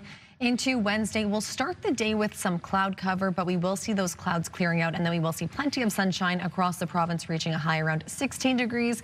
And then into Thursday, we'll see those showers arriving here with a high of 12 and that low of 7. And for Prince Edward Island, we'll see a mostly sunny day today with a high of 21 degrees, low of 14.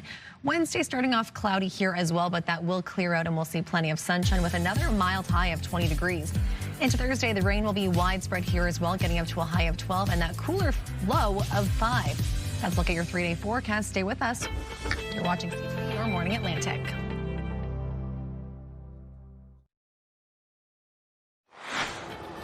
Coming up in this half hour, 20 years of paramedicine and PEI. Our partners at Medivie Health Connect will share how emergency medical care has changed in the past 2 decades.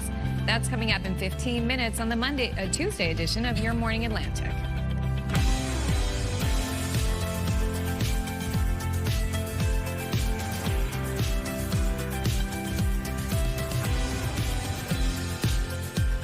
Hey, welcome back, Atlantic Canada. 7:30, 8 o'clock if you're in Newfoundland and parts of Labrador on this beautiful Tuesday. On Tuesday.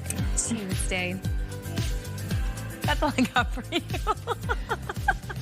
My brain just automatically went to mush. Oh no. Yeah, that's a sign for another cup of coffee. Perfect. Should I go do that? You guys Not take quite. care of that? Yeah, Oh. we still need you here so far. You know what? I always find personally that Tuesdays can be the toughest day of the week just because, Monday you're all caught up from the weekend, you're feeling good. Tuesday hits and it's like, whew, tired. Yeah. But then you know what? Rest of the week, sales. Sales. Yeah, it's so true. Sales. And, I'm feeling good too. Looking at the forecast, a few spotty showers.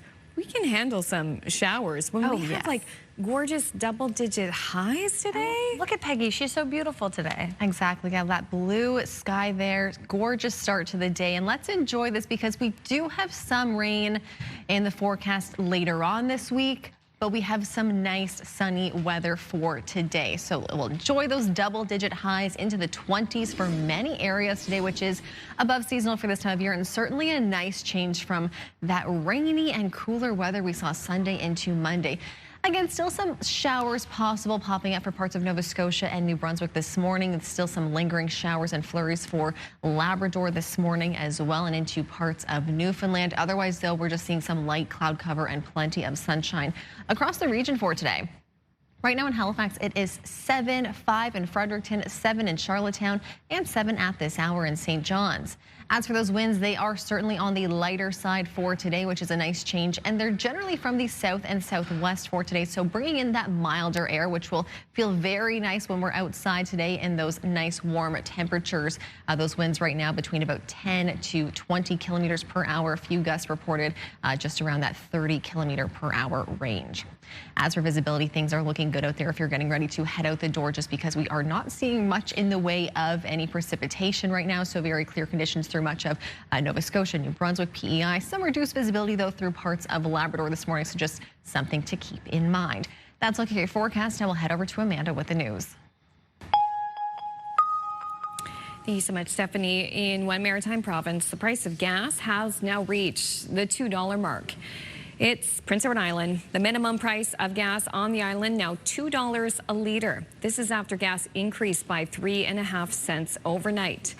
Meantime, price of diesel did not change. It rests at a minimum price of $2.31 a litre. Prices in Nova Scotia and New Brunswick did not change. Today, May 5th, is Red Dress Day, the National Day of Awareness for missing and murdered Indigenous women, girls, and Two-Spirit people. Awareness walks are planned in communities around here and across the country. Red Dress Day began in 2010 as the Red Dress Project. The project features red dresses, which are installed in public spaces to serve as a visual reminder of the lives taken. New Brunswick's legislature is kicking back into action in Fredericton today.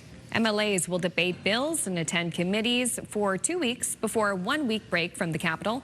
Opposition leader Glenn Savoy says he anticipates seeing the Liberal government's plan for property tax reform, but says he doesn't have high hopes for its quality. Today will kick off with a committee meeting reviewing the province's Clean Water Act before a 1 p.m. sitting. Cape Breton fiddler Ashley McIsaac has launched a civil lawsuit against Google, claiming the online giant defamed him by falsely identifying him as a sex offender in an AI-generated summary. I've already had gigs canceled. I don't know how many have not followed through because of it. In December, McIsaac spoke with CTV News, saying he had music gigs canceled after a Google search using AI confused him with a sex offender with a similar name. Google later corrected the mistake, saying in a statement that its AI summaries are frequently changed to provide the most helpful information. In a statement of claim filed in February with the Ontario Superior Court of Justice, McIsaac says the summary falsely asserted he had been convicted of a series of offenses, including sexual assault, internet luring involving a child, and assault causing bodily harm. McIsaac is seeking $1.5 million in damages from Google. None of the claims has been tested in court. A driver was taken to hospital after an accident in Nova Scotia's Annapolis Valley Monday morning. It happened just before 11 a.m. on Highway 358 near Canning. A dump truck left the road, smashed through a guardrail and down an embankment. The driver was able to get out and was taken to hospital. No word on the extent of the injuries. That investigation is ongoing. There was also a crash near an elementary school in Nova Scotia's Kings County Monday.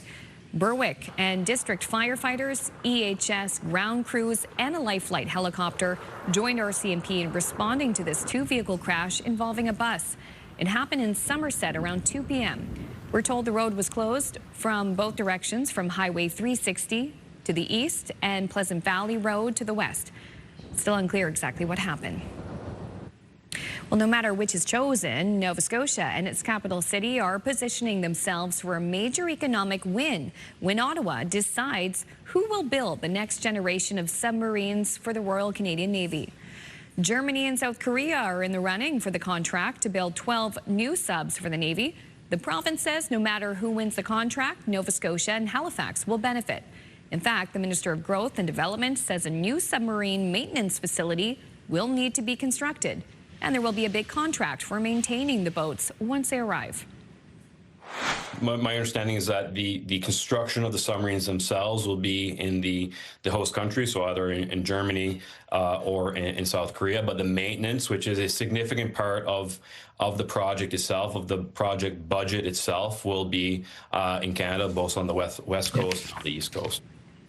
Colton LeBlanc and Premier Tim Houston have met with both companies vying for the job. LeBlanc believes a final decision could be announced within a month. Now to an incredible moment for a 13-year-old Blue Jays fan from Moncton. Springer catching the pitch. Great job, Blake.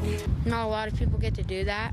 It was pretty fun. I remember throwing the first pitch, taking a picture, but it went so fast. Blake Savage's ceremonial first pitch was made possible by Make-A-Wish Foundation. Savage has a rare heart condition that forced him off the ice, but he can still play baseball, which is his true passion. Little boy from Moncton. I love it. Wow. Him and Ace just living their best lives. Yeah, hanging out with his buddy. Hanging out with his buddy Ace. Looking George Springer in the eye. Right? Nobody's ever mad about that. George Springer is lovely, actually. I got to meet him once. What? What? Okay, again. Just these throwaway. dropping these stories where we need to know more, but we don't have the time. I'll write a book. Yeah, save it for the book. Save it for the book. I have a lot of questions. I can answer them eventually, but first we're going to answer these questions about sperm whales. And communication closely parallels human language. How fun. Scientists know that sperm whales communicate using a series of quick clicks in a repetitive pattern, but new research finds that those clicks form an alphabet that contain different variations that resemble vowels in the human language. So sperm whales are highly social animals and tend to live in groups, often made up of family units. The new language findings come after years of scientists observing pods of whales as they communicate in the wild. So Dory from Finding Nemo wasn't far off. She wasn't far off. Where are you? I think was a very accurate description of Dory. Yeah, spot on. Perfect. Yeah, I try. Okay, that movie now is getting old. We want to remind you of our Move Morning question today. If you were born before 1991, what handy skill do you have that no one seems to use anymore? Can you think of one, Amanda? Not that you were born before 1991, but... Oh, 88 girl, for sure. I'm the only baby here. Yeah, Stephanie's our baby on the show today. It has to be T9 texting, I was thinking. Yeah. So good. Right? And for those who don't know what T9 texting is, it's basically you can see the alphabet on the numbers on your keypad. Yep. And that was how you had to text. And you'd have to go through like A, B, C, so you'd be like 1, 2, 3. And you could just blindly, like I could just like have my phone like hidden in my desk at school and then just. I literally, yeah, like just like on a phone. Those ones that don't exist anymore that live on your wall or whatever, right? And like how they would have like the alphabet on them too, right? Yes. Oh, good times. It's like Morse code. Yeah, back in the day, back when the hashtag was the pound key. Hashtag was a pound key. Back in my day. Yeah. All right, we're at the halfway. Doesn't Drake have a song lyric about that? I do not know. Probably. Yeah, probably. Because he's old too. Oh boy. Okay, just after the break, Stephanie will have the latest full look at the Tuesday forecast and then 20 years of emergency medical care. In this month's Medivie Health Connect, we'll look at how paramedicine has changed in PEI over the last 20 years. Please stay with us. We'll be right back.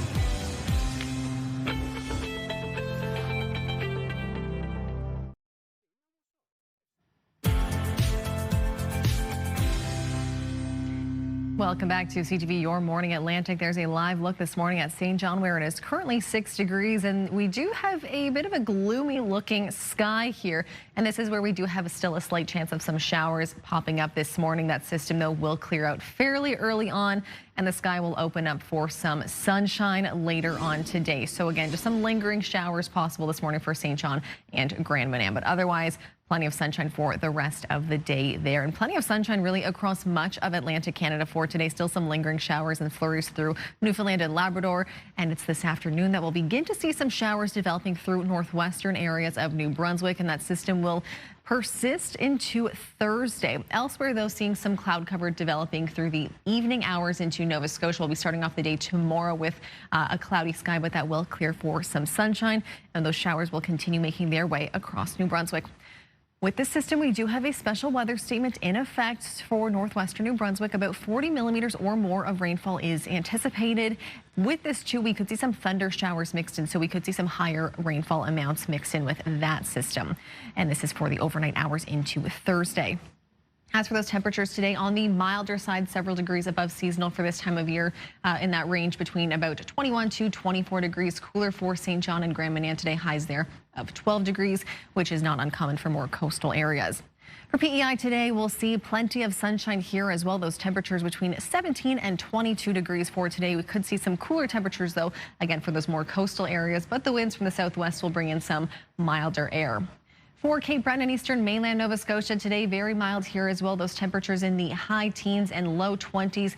Cooler, though, for parts of the coastline, 9 degrees in Canso and 14 in Sheet Harbor, with those winds from the southwest at 30, gusting up to 50. For central and southwestern areas of Nova Scotia today, temperatures here generally in the low 20s as well, so very mild for this time of year, which is a nice break from what we saw the last 2 days.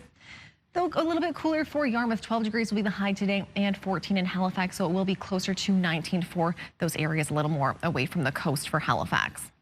And for Newfoundland and Labrador today, we'll see a generally sunny day across much of Newfoundland, though some lingering flurries and showers for much of Labrador, so just something to keep in mind if you are doing any traveling, especially with those cooler temperatures too. Highs today in that range, 3 degrees though, all the way up to 16 today for Gander. That's a look at your forecast. Now we'll head over to Brianne. The Health Connect segment is brought to you by Medivie. Life lived fully. In this month's Medivie Health Connect, our partners at Medivie are highlighting emergency care on Prince Edward Island and how it has changed dramatically over the past 2 decades. From the ways calls are managed to the tools and medications paramedics use to the level of care delivered before a patient even reaches the hospital. Joining us to talk about those changes is James Orchid, an advanced care paramedic and general manager of the island's EMS. Thanks for speaking with us this morning, James. Thank you for having me, Brianne. All right, so what did ambulance and paramedic care look like on the island 20 years ago? Yeah, paramedic services looked very different 20 years ago. For starters, the province had 5 separate ambulance operators operating independently, and paramedics had access to about a dozen medications. Patient care records were paper-based, and paramedics relied on physical mapping books to find their way to calls. Radio communications were often unreliable, and so really care was more limited, and coordination across the healthcare system was a real challenge. So how has the demand for emergency services changed in that time? It's grown dramatically. In 2006, the population on PEI was about 135,000, and Island EMS responded to roughly about 7,000 calls per year in those days. Today, the population is about 185,000, and our call volumes are around 26,000. So if you do the quick math on that, used to be, again, about 1 in 20 Islanders called 911 in the run of a year, and that number is closer to 1 in 7 today. So not only a dramatic population growth, but a spike in volumes as well. Now, you did mention some of those changes in equipment and tools paramedics use then. What are the differences in those today? Yeah, it's really quite broad. Today's paramedics have access to over 60 medications, compared to the dozen in the early days. Prince Edward Island paramedics have one of the highest scopes of practice in North America today, and technology has transformed day-to-day work. Patient care records are now electronic. GPS and digital mapping have replaced those paper map books. Communication systems, while not perfect, are far more reliable, and so these tools do allow paramedics to make more informed decisions about patient care. And how do these evolutions help patients and communities across PEI? Yeah, I mean, the modern paramedic can assess and treat and stabilize in ways that just weren't possible 20 years ago. For communities, it does mean a more resilient island-wide system that continues to adapt as healthcare needs change. So the modern-day paramedic is as much of a healthcare navigator as they are emergency providers. Absolutely. And of course, Paramedic Services Week is coming up later this month. Why is it so important to recognize this work? Yeah, so National Paramedic Services Week runs from May 17th to the 23rd. And I do want to take a moment to wish my paramedic colleagues across the Maritimes a very happy Paramedic Services Week. And I couldn't be prouder of the team at Island EMS. And really a special shout out to the 25 or so Island EMS paramedics who were here in 2006 and still provide compassionate care to Islanders to this day. And so to think of all the challenges and all those technological advances that we've highlighted this morning, each of those advancements came at a cost, and increasing complexity. And so these veteran paramedics have really seen it all. They've lived through all the growing pains, and really over the past 20 years, the only thing that hasn't changed is the dedication of the people delivering care. Well, we thank you also for your service, James. Thank you for having me this morning. All right, time now to check in with Amanda for a look at health and medical news. Thanks, you too. Health and medical news now. Health Canada has approved a second generic version of Ozempic, and it's Canadian. It's one of the topics in your health.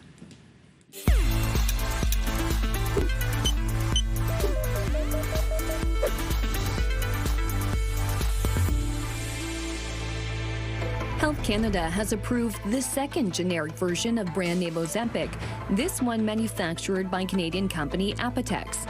The authorization comes just 3 days after Health Canada approved the first generic semaglutide, the active ingredient in Novo Nordisk's Ozempic, made by Dr. Reddy's Labs in India. The injectable medications are approved for the treatment of type 2 diabetes in adults, but Ozempic is often prescribed off-label for weight loss. Canada is the first of the G7 countries to authorize generic semaglutide. Apotex is a global pharmaceutical company headquartered in Toronto. The World Health Organization says a suspected hantavirus outbreak on a Dutch cruise ship in the Atlantic Ocean has killed 3 people and sickened at least 3 others. In a statement, the UN Health Agency said an investigation was ongoing, but that at least 1 case of hantavirus had been confirmed. The virus is spread by rodents and, more rarely, people. Experts say illness starts with flu-like symptoms, and an infection can rapidly progress and become life-threatening.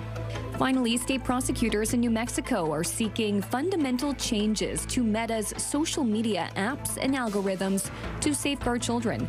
The move is the second phase of a landmark trial on allegations that platforms such as Instagram have created a public safety hazard. Opening statements begin today in the bench trial to decide whether the platforms of Meta, which also owns Facebook and WhatsApp, pose a public nuisance.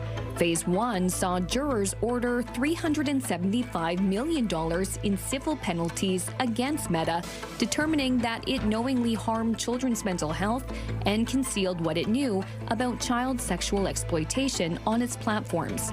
Prosecutors are now asking a judge to impose changes aimed at reining in addictive features, improving age verification, and closer oversight.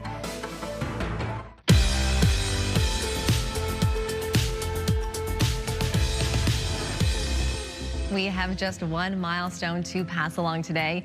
It's a 70th anniversary for Warren and Oleta Cunningham of Port Latour, Nova Scotia. There it is. A little then, a little now. We love to see it. Oh, congratulations. 70 years is such an accomplishment. Now, if you'd like to see your milestone again or find out how to submit one, you can visit our website by scanning the QR code on your screen. And a reminder, milestones must be received 2 weeks in advance. Now, a small dog is well known in her Halifax neighborhood because she's always rolling down the sidewalk in her wheelchair. Oh, well, what hasn't happened much since that voice has been stolen? So the community has really stepped up to help. Smidgen sometimes needs a little extra help getting around, but she manages well on her own. 6 years ago, she was left paralyzed from the waist down. She's been in a wheelchair ever since then, but as soon as she was out of pain, she never slows down. She just goes and goes. Smidgen is now 10 years old. Last week, she had to have emergency surgery, so her owner, Lisa Lavoie, kept her closer to home while she recovered. A few days later, I went outside and her wheels were gone off of our porch. So the place they've been for the last 3 years since we've been back in Halifax, and they were just gone. Her family has put calls out on social media, hoping someone has seen the custom wheelchair, but so far, no luck. I don't know who would take a little dog's wheelchair, but or what the use would be. We looked just to see if it was kids. We looked around to see if somebody just took it and put it in a dumpster just for fun, but we looked all over the place. A kind stranger has now set up a fundraiser to help get Smidgen new wheels. It's amazing. There's amazing people out there. I had no idea how I was going to replace the wheels. On the back of the surgery, it was like... Lavoie looks forward to being able to get back out with Smidgen. She's well known, well loved. Spreads joy. Everywhere she goes, people stop, people roll down their windows. And in any neighborhood we've lived in, people have not known my name, but they know her name. Lavoie is still hopeful the original wheelchair will be found, especially with better walking weather on the horizon.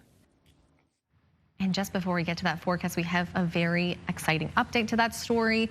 The fundraiser raised more than $3,500, so it is more than enough to cover the wheelchair and to cover the cost of Smidgen's emergency surgery. I mean, that's such a beautiful story, people coming together, and so quickly, too. Yes, so very exciting update. Very nice day, though, to get outside and do some walking. If you do have a pet in your home, 22 degrees today in New Brunswick with that mix of sun and cloud. We'll see some showers begin to develop across the province tomorrow with a high of 18, and then the rain will persist into Thursday with a high of 15. For Nova Scotia, we'll see a mostly sunny day for today, reaching a high of 19 degrees. Tomorrow, starting off with some cloud cover, but that will clear out to make way for plenty of sunshine once again with a high of 16. And into Thursday, we'll see some rain developing across the province here as well with a high of 12 degrees. And for Prince Edward Island today, we'll see a mostly sunny sky with a nice warm high around 21. Tomorrow, starting off here with some cloud cover, but that will also clear out for a high of 20 degrees. And into Thursday, we'll see periods of rain here with a high of 12. We'll take a short break now. Stay with us. You're watching CTV Your Morning Atlantic.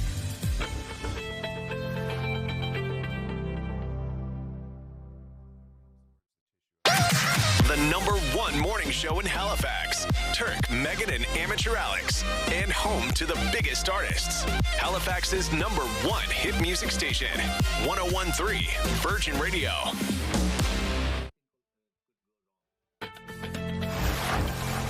It's Tuesday, May 5th. Today on Your Morning Atlantic, New Brunswick's legislature is kicking back into action in Fredericton today. Your top news headlines just ahead. And I don't know if you just heard that bark or not, but yep, Pet Talk is here. So we'll chat with the Nova Scotia SPCA about a grant they received and find out how it will allow them to help even more pets like those two cute little friends. That's coming up in 15 minutes. Stay with us.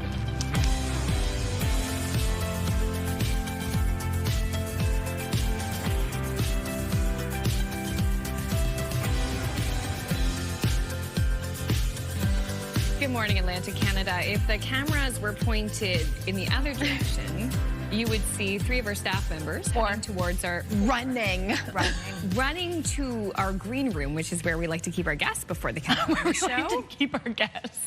Yeah, before they come out on the show. We keep them there. We don't lock them in. Oh wait, come here, Gina. Gina, come on camera. Come on, show us the puppy. We'll see she said she can't. Oh, she can't. Anyways, okay, so there might only be one puppy by the time the SPCA gets onto the set, but there are 2 in the building. Yes, and our staff members went running in their direction. You almost you almost didn't actually see any of us in these chairs. Yeah, I did that. They walked in the door. I ran. Amanda was there talking to We them. all ran. I was like, ladies, 5 minutes. Puppies are much more yes, important. Brienne was the one bringing us back. Shocking. I'm never the one bringing us back. I'm always the one taking us off the rails. You can't dangle a puppy in front of Amanda. That's true. That is very fun. You can't do that. Oh, boy. Okay. Now, if you're going to go out and walk the dog that you do have, how's it looking out there? Or the one that you're going to adopt. Yes, great weather out there for today. Here's a live look this morning at Port-de-Grave in Newfoundland. We're seeing a little bit of cloud cover there in Newfoundland, too. It looks like there may be a little bit of rain on the screen. And that is just because we are seeing some showers popping up through parts of Newfoundland and Labrador for today. Elsewhere, though, in Atlantic Canada, just seeing a generally sunny day for most areas. We did see those chance of showers this morning. Pardon me, for parts of St. John and Grand Manan, even into parts of Nova Scotia as well, dealing with a few showers this morning. Otherwise, though, we are seeing some mild temperatures to start the day. 7 degrees in Halifax, 5 in Fredericton, 7 in Charlottetown, and 7 at this hour in St. John's. And in terms of those winds for today, they are on the lighter side, generally from the south and southwest for today right now. Really just between about 9 to 20 kilometers per hour. Those gusts around that 30 kilometer per hour range. In terms of visibility, if you are getting ready to head out the door, it is looking good right now for most of Atlantic Canada, just because we aren't dealing with much in the way of precipitation. However, seeing some reduced visibility, though, through parts of Labrador this morning, just with those showers and flurries still persisting. That's a look at your forecast. Now we'll head over to Amanda with the news. Thank you, Stephanie. And we are learning more about a crash near an elementary school in Nova Scotia's Kings County Monday. Berwick and district firefighters, EHS ground crews, and a Lifeline helicopter joined RCMP in responding to this 2-vehicle crash involving a bus. It happened on Somerset around 2 p.m. In a social media post, the Canta Mara Youth Choirs of the Annapolis Valley says several choristers were transported to hospital as a precaution. It goes on to say several choristers sustained minor injuries and most were released from hospital within the span of a few hours into the care of their families. Lifeline Air Ambulance was brought in to assist and took one chorister with more serious injuries to a hospital in Halifax. The chorister is expected to make a full recovery. Goes on to say we are in contact with the appropriate authorities and will follow their guidance as we work with them to continue to review the circumstances surrounding the incident. Our next intermediate choir rehearsal will include AVCRE counselors who will guide a debriefing session for the choristers directly involved. In one maritime province, the price of gas has now reached the $2 mark. In Prince Edward Island, the minimum price of gas is now $2 a litre after gas increased by 3.5 cents overnight. Meantime, the price of diesel did not change. It rests at a minimum price of $2.31. Prices in Nova Scotia and New Brunswick did not change overnight. Today, May 5th, is Red Dress Day, the National Day of Awareness for missing and murdered Indigenous women, girls, and Two-Spirit people. Awareness walks are planned in communities around here and across the country. Red Dress Day began in 2010 as the Red Dress Project. The project features red dresses which are installed in public spaces to serve as a visual reminder of the lives taken. On Parliament Hill, speakers will remember lost loved ones and comment on Canada's progress 10 years after the launch of the National Inquiry into Missing and Murdered Indigenous Women and Girls. New Brunswick's opposition leader is expecting the province's governing Liberals to release their long-awaited overhaul to the system that sets property taxes. PC leader Glenn Savoy says he hopes the government uses the legislative session that begins today to do more than window dressing. He wants to see changes that are useful to New Brunswick cities and towns amid a hot housing market that's seen a drastic rise in property taxes. Premier Susan Holt's Liberals have not commented on their upcoming legislation. Cape Breton fiddler Ashley McIsaac has launched a civil lawsuit against Google, claiming the online giant defamed him by falsely identifying him as a sex offender in an AI-generated summary. I've already had gigs canceled. I don't know how many have not followed through because of it. In December, McIsaac spoke with CTV News, saying he had music gigs canceled after a Google search using AI confused him with a sex offender with a similar name. Google later corrected the mistake, saying in a statement that AI summaries are frequently changed to provide the most helpful information. In a statement of claim filed in February with the Ontario Superior Court of Justice, McIsaac says the summary falsely asserted he had been convicted of a series of offenses, including sexual assault, internet luring involving a child, and assault causing bodily harm. McIsaac is seeking $1.5 million in damages from Google. None of the claims has been tested in court. The search for a missing hiker in the Cape Breton Highlands has now been suspended. Search teams have been looking for 62-year-old Denise Ann Williams of Australia since last Tuesday. RCMP say she was last heard from April 15th. Her rental car was found at the Parks Canada Visitor Centre near the entrance to the Acadian Trailhead in the Cheticamp area. The search effort lasted through the weekend before being called off. The decision to suspend the search followed 6 days of exhaustive air and ground efforts over extremely challenging terrain, during which no new information emerged to direct additional search activity. Mounties say the search could resume if they receive new information. In the meantime, they're still asking anyone who may have encountered Williams in or around the Highlands Park to contact them. Finally, there was a poignant anniversary for Maritimers of Dutch descent that was marked at Pier 21 yesterday. Folks, 81 years ago, the guns went silent in Europe, and people like my parents and many, many others felt freedom for the first time in many, many years. A short ceremony outside the facility marked the 81st anniversary of the liberation of the Netherlands. That was former NDP MP Peter Stauffer, who organizes the event every year. He was born in that country. The Dutch have never forgotten the thousands of Canadians who gave their lives to help liberate the country from the Nazis in the Second World War. Some 7,600 Canadians died in the effort. We have a few. I feel like I'm missing something. Here you go. Okay. That's Eddie for you. Okay. There's Ellie. Here you go. We have Eddie and Ellie. Oh, I know. Your brother's all the way over there. Oh my goodness. I have a chat, but you know what? We're just gonna hang out with the puppies, I think. Oh my gosh. Oh, that's a very expensive microphone. But he's just trying to say hello. Oh my goodness. Get his message across. Oh my gosh. So if you want to see more of these adorable pups, then well, you just got to stick around because we're gonna have a chat with the SPCA. Of course, it is our Pet Talk Tuesday. And they have a lot to say, these two. Oh my gosh, they really do. Let me see. I don't know how old they are. All I know is that his name's Eddie. Eddie, and cousin this one Eddie. is Ellie. They're 7 weeks. 7 weeks. Don't worry, he's okay. I didn't drop him. It's okay. Oh my gosh, look at him. He's so cute.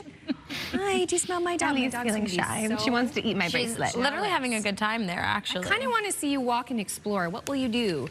All right. Let's put him down. Can you see him? Oh. All right. Off they go. Are you off to the races? Or is that too big of a step? Oh, they're sniffing. They're sniffing. around. It might be too big of a step, too, for them, You can do it. You can do it. Don't worry. You can do it. Oh, be brave. Be brave. Oh! You did it. Eddie, you got it. Come on, buddy. You can do it. You can do it. You What can do sister it. do? You can do it. Do it. Are you can gonna do try it. too? You can do it. Yes. Come on. Go, buddy. You can do it. You can do it. I can help you if you need me to. No, he's got himself.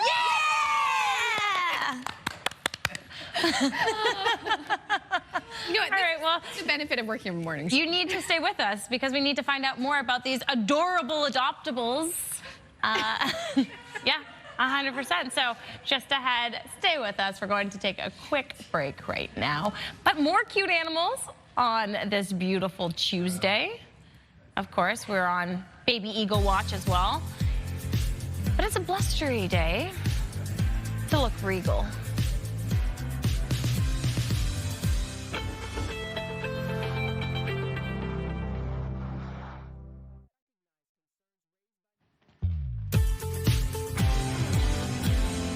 Welcome back to CTV Your Morning Atlantic. Here's a live look this morning at Somerville, Nova Scotia, where it is currently 6 degrees. We have that beautiful blue sky there, not a cloud in the sky this morning.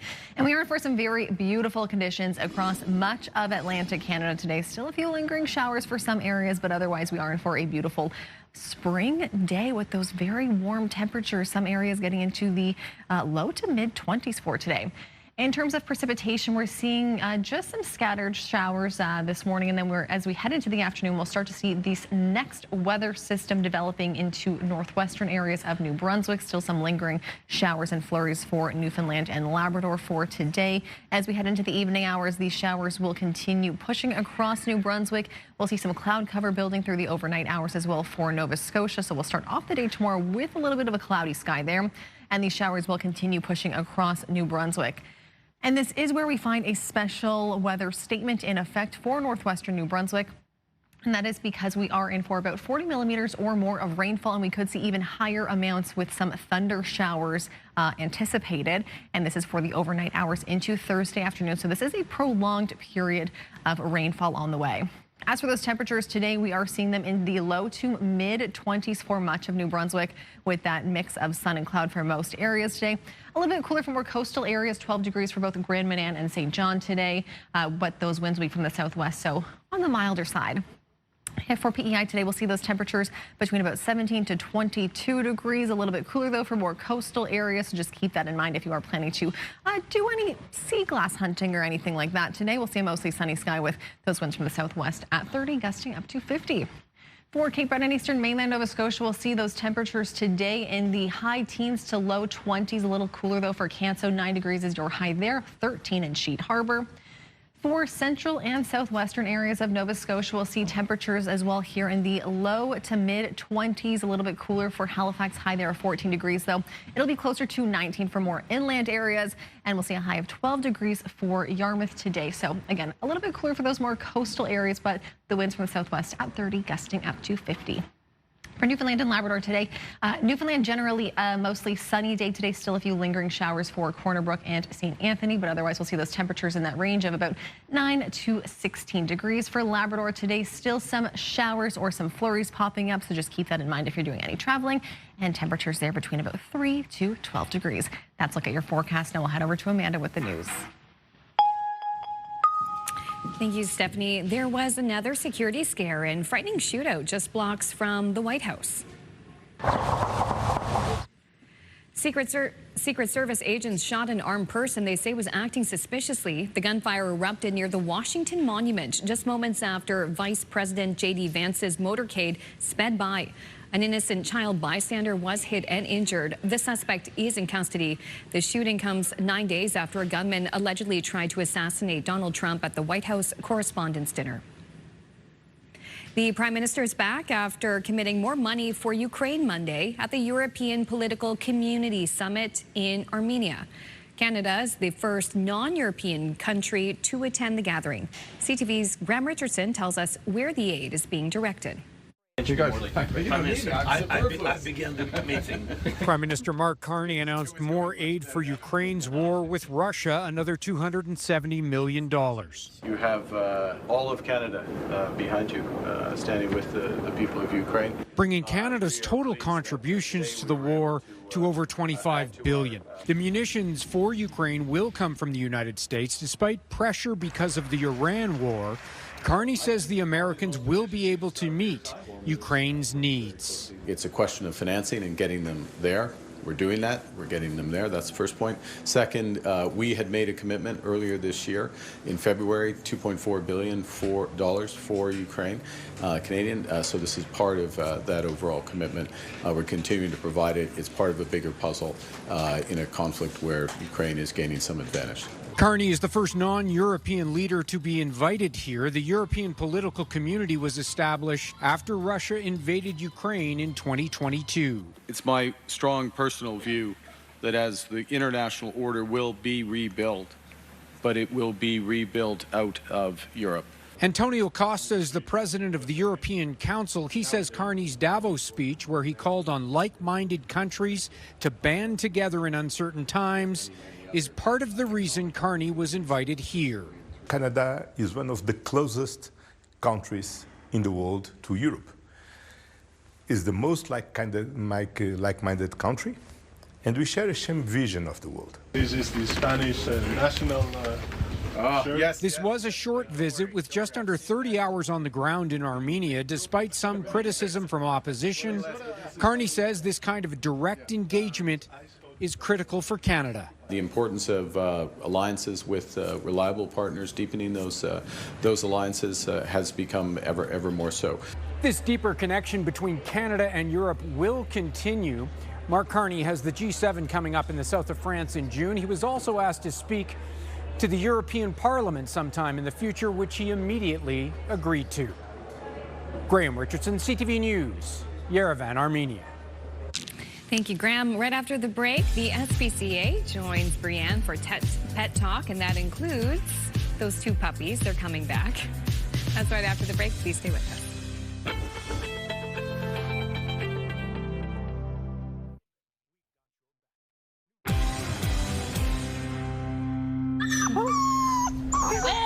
Time now for Pet Talk segment. And yes, we have good news for pets and pet families. Our friends at the Nova Scotia SPCA recently received a grant that will allow them to offer more access to care for pet families.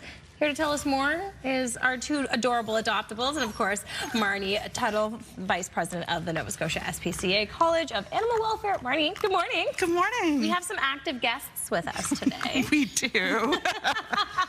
Can you talk to us about these two beautiful friends that we have with us right now? So Eddie and Ellie are part of a litter of 8 puppies that are going to be available probably next week for adoption. They are super busy. I think they're probably a lab pitty mix. And they seem well loved by everybody who's met them so far. Literally 8 of them up for adoption. Eventually, yes. That is so exciting. Also, tell us about this grant. Yeah, so the Nova Scotia SPCA has been the beneficiary of a number of grants from PetSmart Charities of Canada. Okay. And this time they've come to us with help for 2 particular projects around access to care. Okay. So one of the projects is to support additional appointments at our Tartan Tales Hospital in Stellarton. Mm-hmm. And the second grant is to help us with education of students at the SPCA College of Animal Welfare. Okay, so what will the students learn? Yeah, so while they're with us, they're learning all the things that you would learn in a vet tech program. Okay. So everything from customer service to animal nursing. But what the PetSmart Charities grant is going to let us do is include some access to care pieces. So what does that mean? Yeah, so access to care, there's a couple of ways to look at it.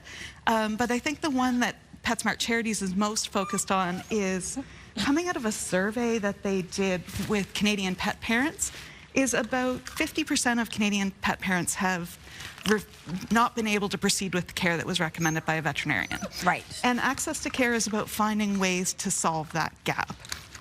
So sometimes that's about making sure that there are appointments available, that there's a clinic in your area, but also about the cost of care and how can we manage the cost of care for pet families. Especially rowdy little guys like these two, huh? Absolutely. Why is veterinary care so important?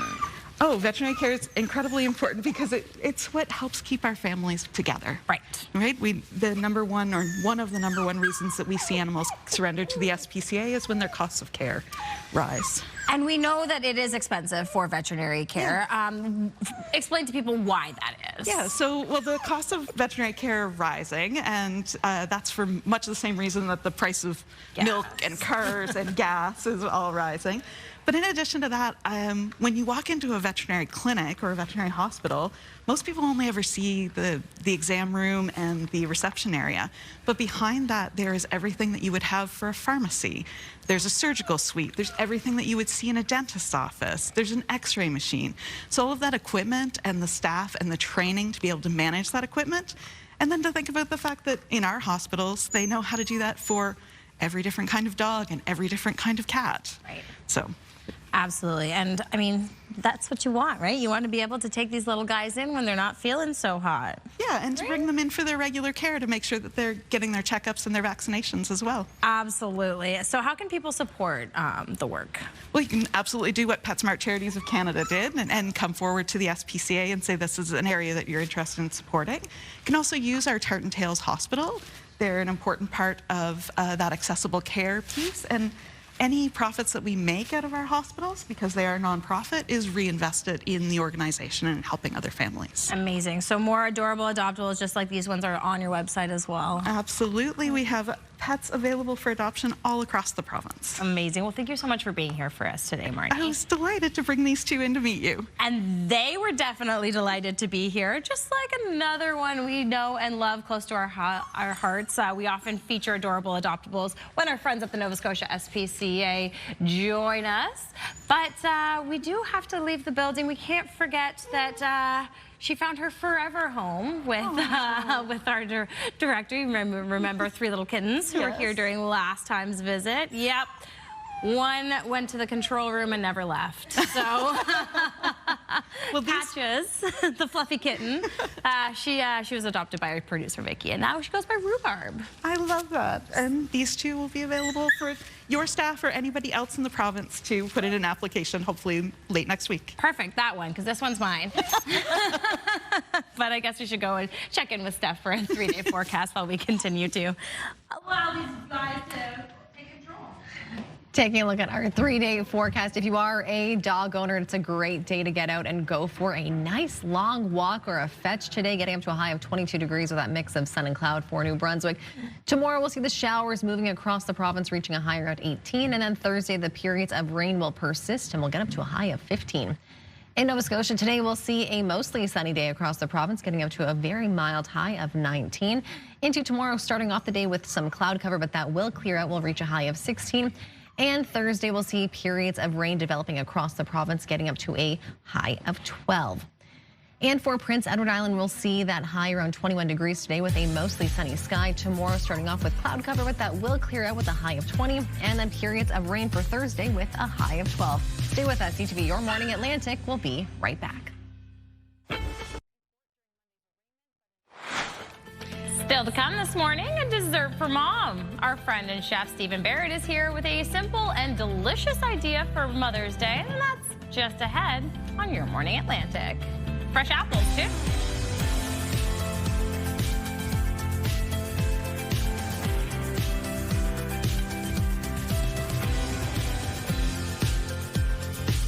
Thanks for being with us on this Tuesday morning. It's just after 8:30. And look, there they go. The puppies. Puppies are leaving. I feel like they're waving. The puppies are waving. Next time, bring all 8, okay? Yeah. Yeah. Watching they'll be occupied. Holding the puppies.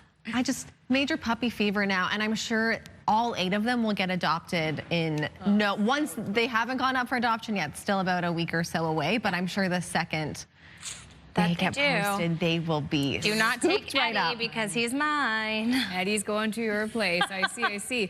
And then the fun is continuing on the show because Chef Stephen Barrett's here, and you can smell. It smells so good already. Cooking. What a great Tuesday. We're having a good Tuesday. Is the weather going to be great for Tuesday? The weather is going to be so great this Tuesday. Here's a live look at Hampton, New Brunswick this morning. We're seeing a nice blue sky to start the day, and we'll just see those temperatures soar and soar and soar as the day goes on today. Seeing very above seasonal temperatures. As for any precipitation, we just were seeing some scattered showers popping up for parts of the region this morning, but otherwise we are in for a very clear and sunny day for much of Atlantic Canada. Still a few lingering showers and flurries into Newfoundland and Labrador today as the system continues to move out. Temperatures already getting milder as the day goes on this morning. 8 degrees now in Halifax, 9 in Fredericton, 9 in Charlottetown as well, and 8 at this hour in St. John's, and getting into the high teens to low 20s for today. As for the winds, they are on the calmer side so far this morning. They'll pick up a little bit as we head into the afternoon, but generally from the south and southwest for today. So bringing in that milder air for today. Winds right now between about 6 to 20 kilometers per hour. Gusts reported just around the 30 kilometer per hour range. In terms of visibility, if you're getting ready to head out the door, it's looking pretty good across the region. We're seeing some very good visibility just because we aren't really dealing with much in the way of precipitation for today. Seeing a little bit of that reduced visibility, though, into parts of Labrador this morning. That's a look at your forecast. Now we'll head over to Amanda with the news. We are learning more about a crash near an elementary school in Nova Scotia's Kings County Monday. Berwick and district firefighters, EHS ground crews, and a Life Flight helicopter joined RCMP in responding to a two-vehicle crash involving a bus. It happened on Somerset around 2 p.m. Now, in a social media post, the Cantamara Youth Choirs of the Annapolis Valley says several choristers were transported to hospital as a precaution. It goes on to say several choristers sustained minor injuries and most were released from hospital within the span of a few hours into the care of their families. Life Flight Air Ambulance was brought in to assist and took one chorister with more serious injuries to a hospital in Halifax. The chorister is expected to make a full recovery. It goes on to say, we are in contact with the appropriate authorities and will follow their guidance as we work with them to continue to review the circumstances surrounding the incident. Our next choir rehearsal will include AVCRE counselors who will guide a debriefing session for the choristers directly involved. The price of gas has now reached the $2 mark for one maritime province. In PEI, the minimum price of gas is now $2 a litre after gas increased by 3.5 cents overnight. Meantime, the price of diesel did not change. It rests at a minimum price of $2.31. Prices in Nova Scotia and New Brunswick did not change. Today, May 5th, is Red Dress Day, the National Day of Awareness for missing and murdered Indigenous women, girls, and Two-Spirit people.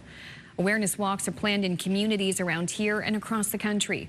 Red Dress Day began in 2010 as the Red Dress Project. The project features red dresses, which were installed in public spaces to serve as a visual reminder of the lives taken.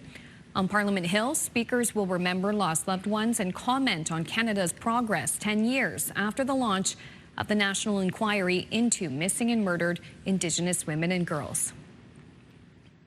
New Brunswick's legislature is back in action in Fredericton. Later today, MLAs will debate bills and attend committees for 2 weeks before a 1-week break from the capital. Opposition leader Glenn Savoy says he anticipates seeing the Liberal government's plan for property tax reform, but says he doesn't have high hopes for its quality. Today will kick off with a committee meeting reviewing the province's Clean Water Act before a 1 p.m. sitting. Finally, a Moncton boy had a dream of a lifetime fulfilled at a baseball game in Toronto recently. And as CTV's Derek Haggett tells us, his trip to the mound hasn't been an easy one. Blake Savage says he wasn't too nervous when he threw out the first pitch at a Blue Jays game last week. George Springer catching the pitch. Great job, Blake. Not a lot of people get to do that. It was pretty fun. The 13-year-old from Moncton and his parents were the guests of Make-A-Wish Canada for a game between Toronto and Boston. The ceremonial first pitch, something he's always wanted to do. It kind of just went by so fast that, I remember throwing the first pitch, taking a picture, but it went so fast. It was so emotional. It was so, I was happy to see him just smile and just having the best day of his life. Blake lives with a rare heart condition. He collapsed twice on the school playground years ago, and in 2024 suffered a cardiac arrest while playing hockey. While receiving treatment at the IWK in Halifax, Blake was diagnosed with CPVT, a genetic condition that causes abnormal heart rhythms. He has it for life. The The medication he's on 2 different types of medication, and it's got it. There's no sign of it now. I can't like play hockey anymore, but like I can't do too much physical activity. But he can still play baseball, his true passion. And he got to meet 2 of his heroes, including George Springer, who caught his pitch. He didn't know even what players he was meeting until he got on the field. He, of course, threw out a few names. And Blake also threw out a near-perfect pitch. Derek Haggett, CTV News, Moncton. Wow, what a dream come true. Definitely. Wishing him all the best, too, in his health. Absolutely, and you know he had a good time with those guys on the field because they're all gems. All right, well, if you want to get on the baseball field, we have a fantastic contest to tell you about because it's going to give you a lot of money, hopefully. Wake up and win with CTV Your Morning. We could pay your bills or a trip to Toronto to see the Blue Jays with a massive $20,000. Imagine all you could do with that extra moolah. To enter, head to the contest page at ctvatlantic.ca or scan the QR code on your screen. Enter the code word, which today is debt, along with all your information for a chance to win the Your Morning $20,000 Pay Your Bills contest. Today's code word is debt. Once again, good luck. All right, time now to see what's going on around the region. We have our community calendar. And if you're looking to add some fun spring decor to your home, Not Your Grandma's Craft Club is hosting a Wicks and Wildflowers event in St. John tomorrow night. You'll be able to make your own pressed wildflower candles. The event takes place at the 5 and Dime from 6 to 8 p.m. And if you're looking for laughs on Prince Edward Island, the Women's Comedians Showcase takes place tomorrow night. The show features some of the best East Coast comedians. It takes place at the Trailside Concert Hall in Charlottetown. Visit trailside.ca for more details. And Nova Scotia's municipality of the County of Kings is getting ready to celebrate Gaelic Month. Head down to the Council Chambers in Coldbrook tomorrow at noon for a sing-along with Gaelic songs and some light refreshments. They will also hold a flag raising to celebrate Gaelic Month. Visit countyofkings.ca for more information. And of course, if you have any events, you can always let us know. Email them to yourmorningatlantic@ctv.ca. And we love to hear from you. Okay, don't go anywhere. Stephanie has one last look at the Tuesday forecast and then a dessert for mom. If you're making a meal for mom this weekend and you're thinking, okay, what can I do? You know a way to a mom's heart is through the stomach, right? Chef Stephen Barrett's here with an easy and delicious dessert idea. That's next.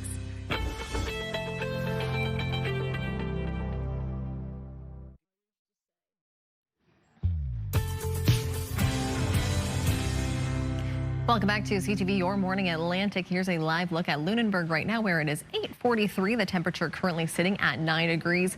A gorgeous start to the day with that clear blue sky. We'll see that sunshine all day long here. Those very mild temperatures as well, though we may see a little bit of those cooler conditions just given the coastal region. However, across much of Atlantic Canada today, we'll see those temperatures into the mid to high teens, even into the mid to high 20s as well. As for precipitation, not too much in the way of that so far this morning. Just a few scattered showers had popped up and still seeing some persisting showers and flurries for Newfoundland and Labrador. It's this afternoon that the next round of precipitation will begin to make its way into the region, first starting in northwestern areas of New Brunswick. And that system will continue pushing across into the evening hours as well. We will begin to see some cloud cover developing through Nova Scotia this evening, and that will continue into the morning hours as well before clearing out for another sunny day tomorrow. However, in New Brunswick, we'll see a more rainy day just with this system continuing to persist. And with that, we do have a special weather statement in effect for northwestern New Brunswick. We're in for about 40 millimeters or more of rain, and we could see higher amounts just during any potential thunder showers. This system is expected to last between the overnight hours into Thursday afternoon, so a prolonged period of some rain there. As for today, some very mild temperatures across New Brunswick, generally in the low to mid 20s for today. Some cooler conditions, though, for Grand Manan and St. John, highs there around 12. For PEI today, we'll see those temperatures around 17 to 22 degrees. Again, a little bit cooler for more coastal areas there today. That mostly sunny sky with the winds from the southwest at 30, gusting up to 50. For Cape Breton and eastern mainland Nova Scotia today, some mild and sunny conditions here as well. Highs between 19 to 23, 18 in Sydney today. And then cooler for Canso, 9 degrees will be the high there, and 13 in Sheet Harbor. For central and southwestern areas of Nova Scotia today, generally temperatures in the low to mid-20s, though Halifax 14 degrees will be the high. More inland areas of Halifax, though, will see temperatures closer to that 20-degree range, and Yarmouth will get up to a high today of 12 degrees. And for Newfoundland and Labrador today, generally a sunny day for much of Newfoundland. A few lingering showers expected for Corner Brook and St. Anthony, and we'll see some showers and some flurries mixing in through parts of Labrador today. Highs through this region between about 3 degrees all the way up to 16. That's a look at your forecast. Now we'll head over to the kitchen.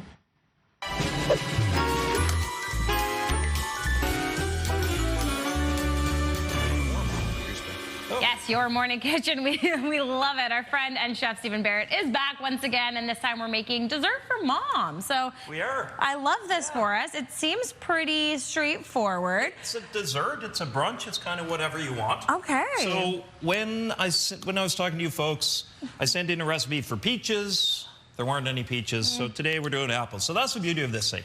You can do whatever you want. So we're basically stewing a fruit. Okay.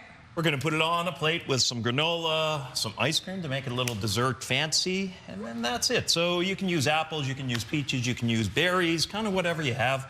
So we don't have peaches. I just didn't think about seasonality of things, which I should, but I didn't. But anyway, here we go. We have these have been going for a while. I'll show you how to do it. Amazing. In a pan, we have kind of a medium heat. You don't want them too hot, so right now I have a medium heat. I can just drop in a knob of butter just to get things moving, because everybody loves butter. Who doesn't love butter? We'll mix that around to the pan. Before I add my apples, I'm going to actually add my spices, because that's going to just allow them to toast a little bit. So we have some cinnamon, and you're going to smell this immediately. Oh, yeah. And some nutmeg. You can use whatever you want, okay? So Cinnamon and nutmeg, though, classics, right? So good, so good. So we have that in the pan. We can go ahead. Now that has been toasting for a minute, we can smell it in studio. Of course, toss in our apples. These have just been any type of apple you have. Like I said, you can use any fruit you want, and this is going to work. It's just allowing the sugars to break down and come out of the fruit, become a little bit sweeter. Everything's going to become softer, and it's going to kind of create caramelized sauce. Right. Okay? So we're going to let that go for a minute. To that, I'm going to add a little bit of water. Now, at home, let this go a little bit before you add the water, but we don't have a lot of time for it. So, it's TV. Yeah, so we're going to add a little splash of water, and that's going to allow our vanilla to really mix in. So, and a little splash of vanilla. Okay, and we can smell that immediately. I wish this was smell-o-vision for you people. Yeah, this is fantastic. And you're just going to let that go. And that's basically it. Medium heat, let that go for a while. Stir it occasionally. If it gets too sticky, you can add a little bit more water to loosen things up. You can also add apple juice. If you're doing peaches, maybe like a wine, a sparkling wine or something if you want as well. But it's all fun. So let's plate these things. All right. To the bottom of our pan, we're going to add, maybe we don't have enough pre-made to do 2 plates, so we'll just do 1. All right. That's all right. So we're going to add our stewed fruit, whatever fruit you choose, peaches if you want, or apples, or pears, or berries, whatever you'd like, okay? Plums? Would plums work? Plums, anything you want, anything you want. To that, I'm going to actually get a little bit of citrus, so I just have some lime. You can use lemon as well. That's just going to brighten things up a little bit. Okay. You want to go ahead and sprinkle some granola on top of that? Oh, yes. Yeah. This is delicious. Where did you get the granola from? This is just store-bought, grocery store granola. You can also toast your granola, too, if you want to bring up some of those little nutty flavors. So there we go. So that's good. That looks fantastic. And now, let's get some ice cream. The best part. Oh, yeah. Look at that vanilla. So that can go right, oh, look at this, right on top of that. Now, we're going to do something a little, maybe unconventional. Okay. A little bit of honey. Ooh. A little splash of smoked sea salt, or regular, just something flaky. Huh. That'll give a little crunch.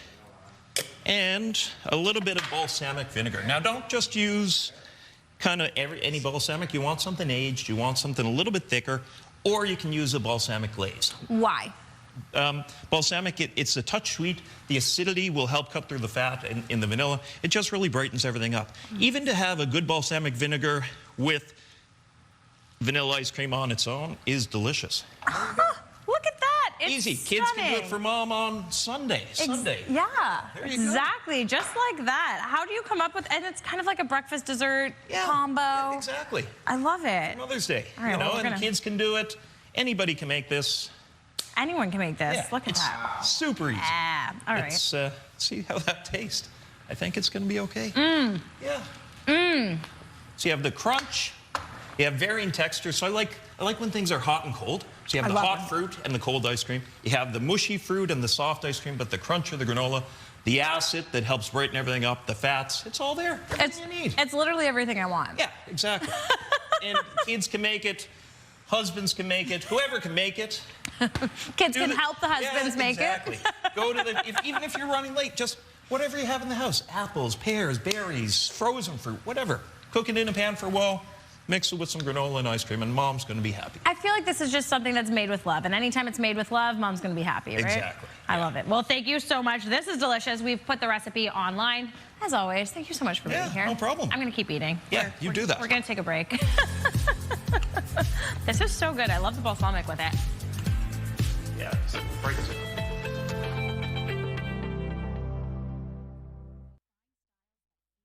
Welcome back. This is where we share our responses to the Move Morning Chat. It's really fun. If you were born before 1991, what's a handy skill you have that no one uses anymore? We got a wide variety of answers. Love it.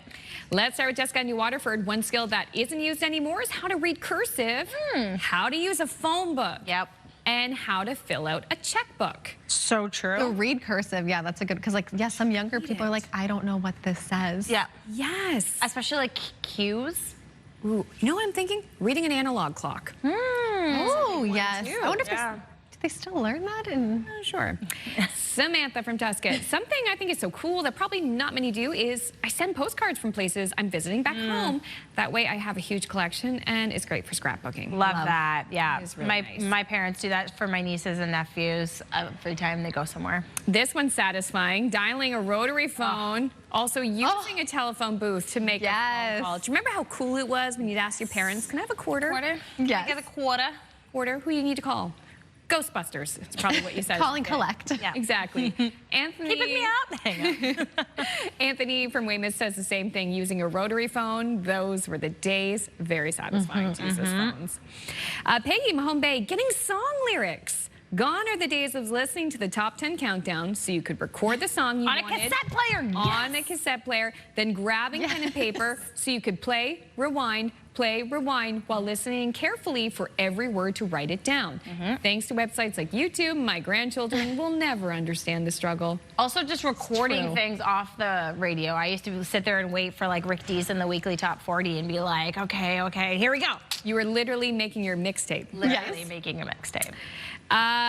Elise from Sydney, when I was 10, youngest in my family, in 1985, when we got our first VCR, I was the only one who knew how to schedule a show or event to be recorded from TV. My dad often got me to record boxing matches for him. We still have Evander Holyfield tape at his house. That's awesome.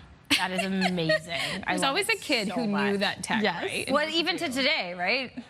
Kathy, Center Burlington, I've always done my own taxes. My dad taught me when I was 18. When I started, it was always on the paper forms you got from the post office and a calculator and mailed them in. Now I do use the online forms, but still do my own. Kathy, I remember those times well. I just sit there at the dinner table with my dad and do them.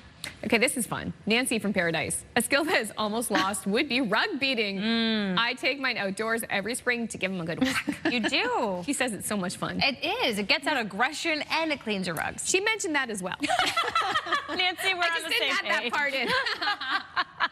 And LJ from Middleton, one skill I have that isn't used anymore is using a manual cash register. Before the inventions of scanners and barcodes, I also can use an adding machine without looking at numbers and type with all my fingers. You know what's so funny about that? I worked at a grocery store, and whenever debit machines would go down, you'd have to like do the across and like take that information manually. Bet they don't do that anymore. See you tomorrow. All right, bye.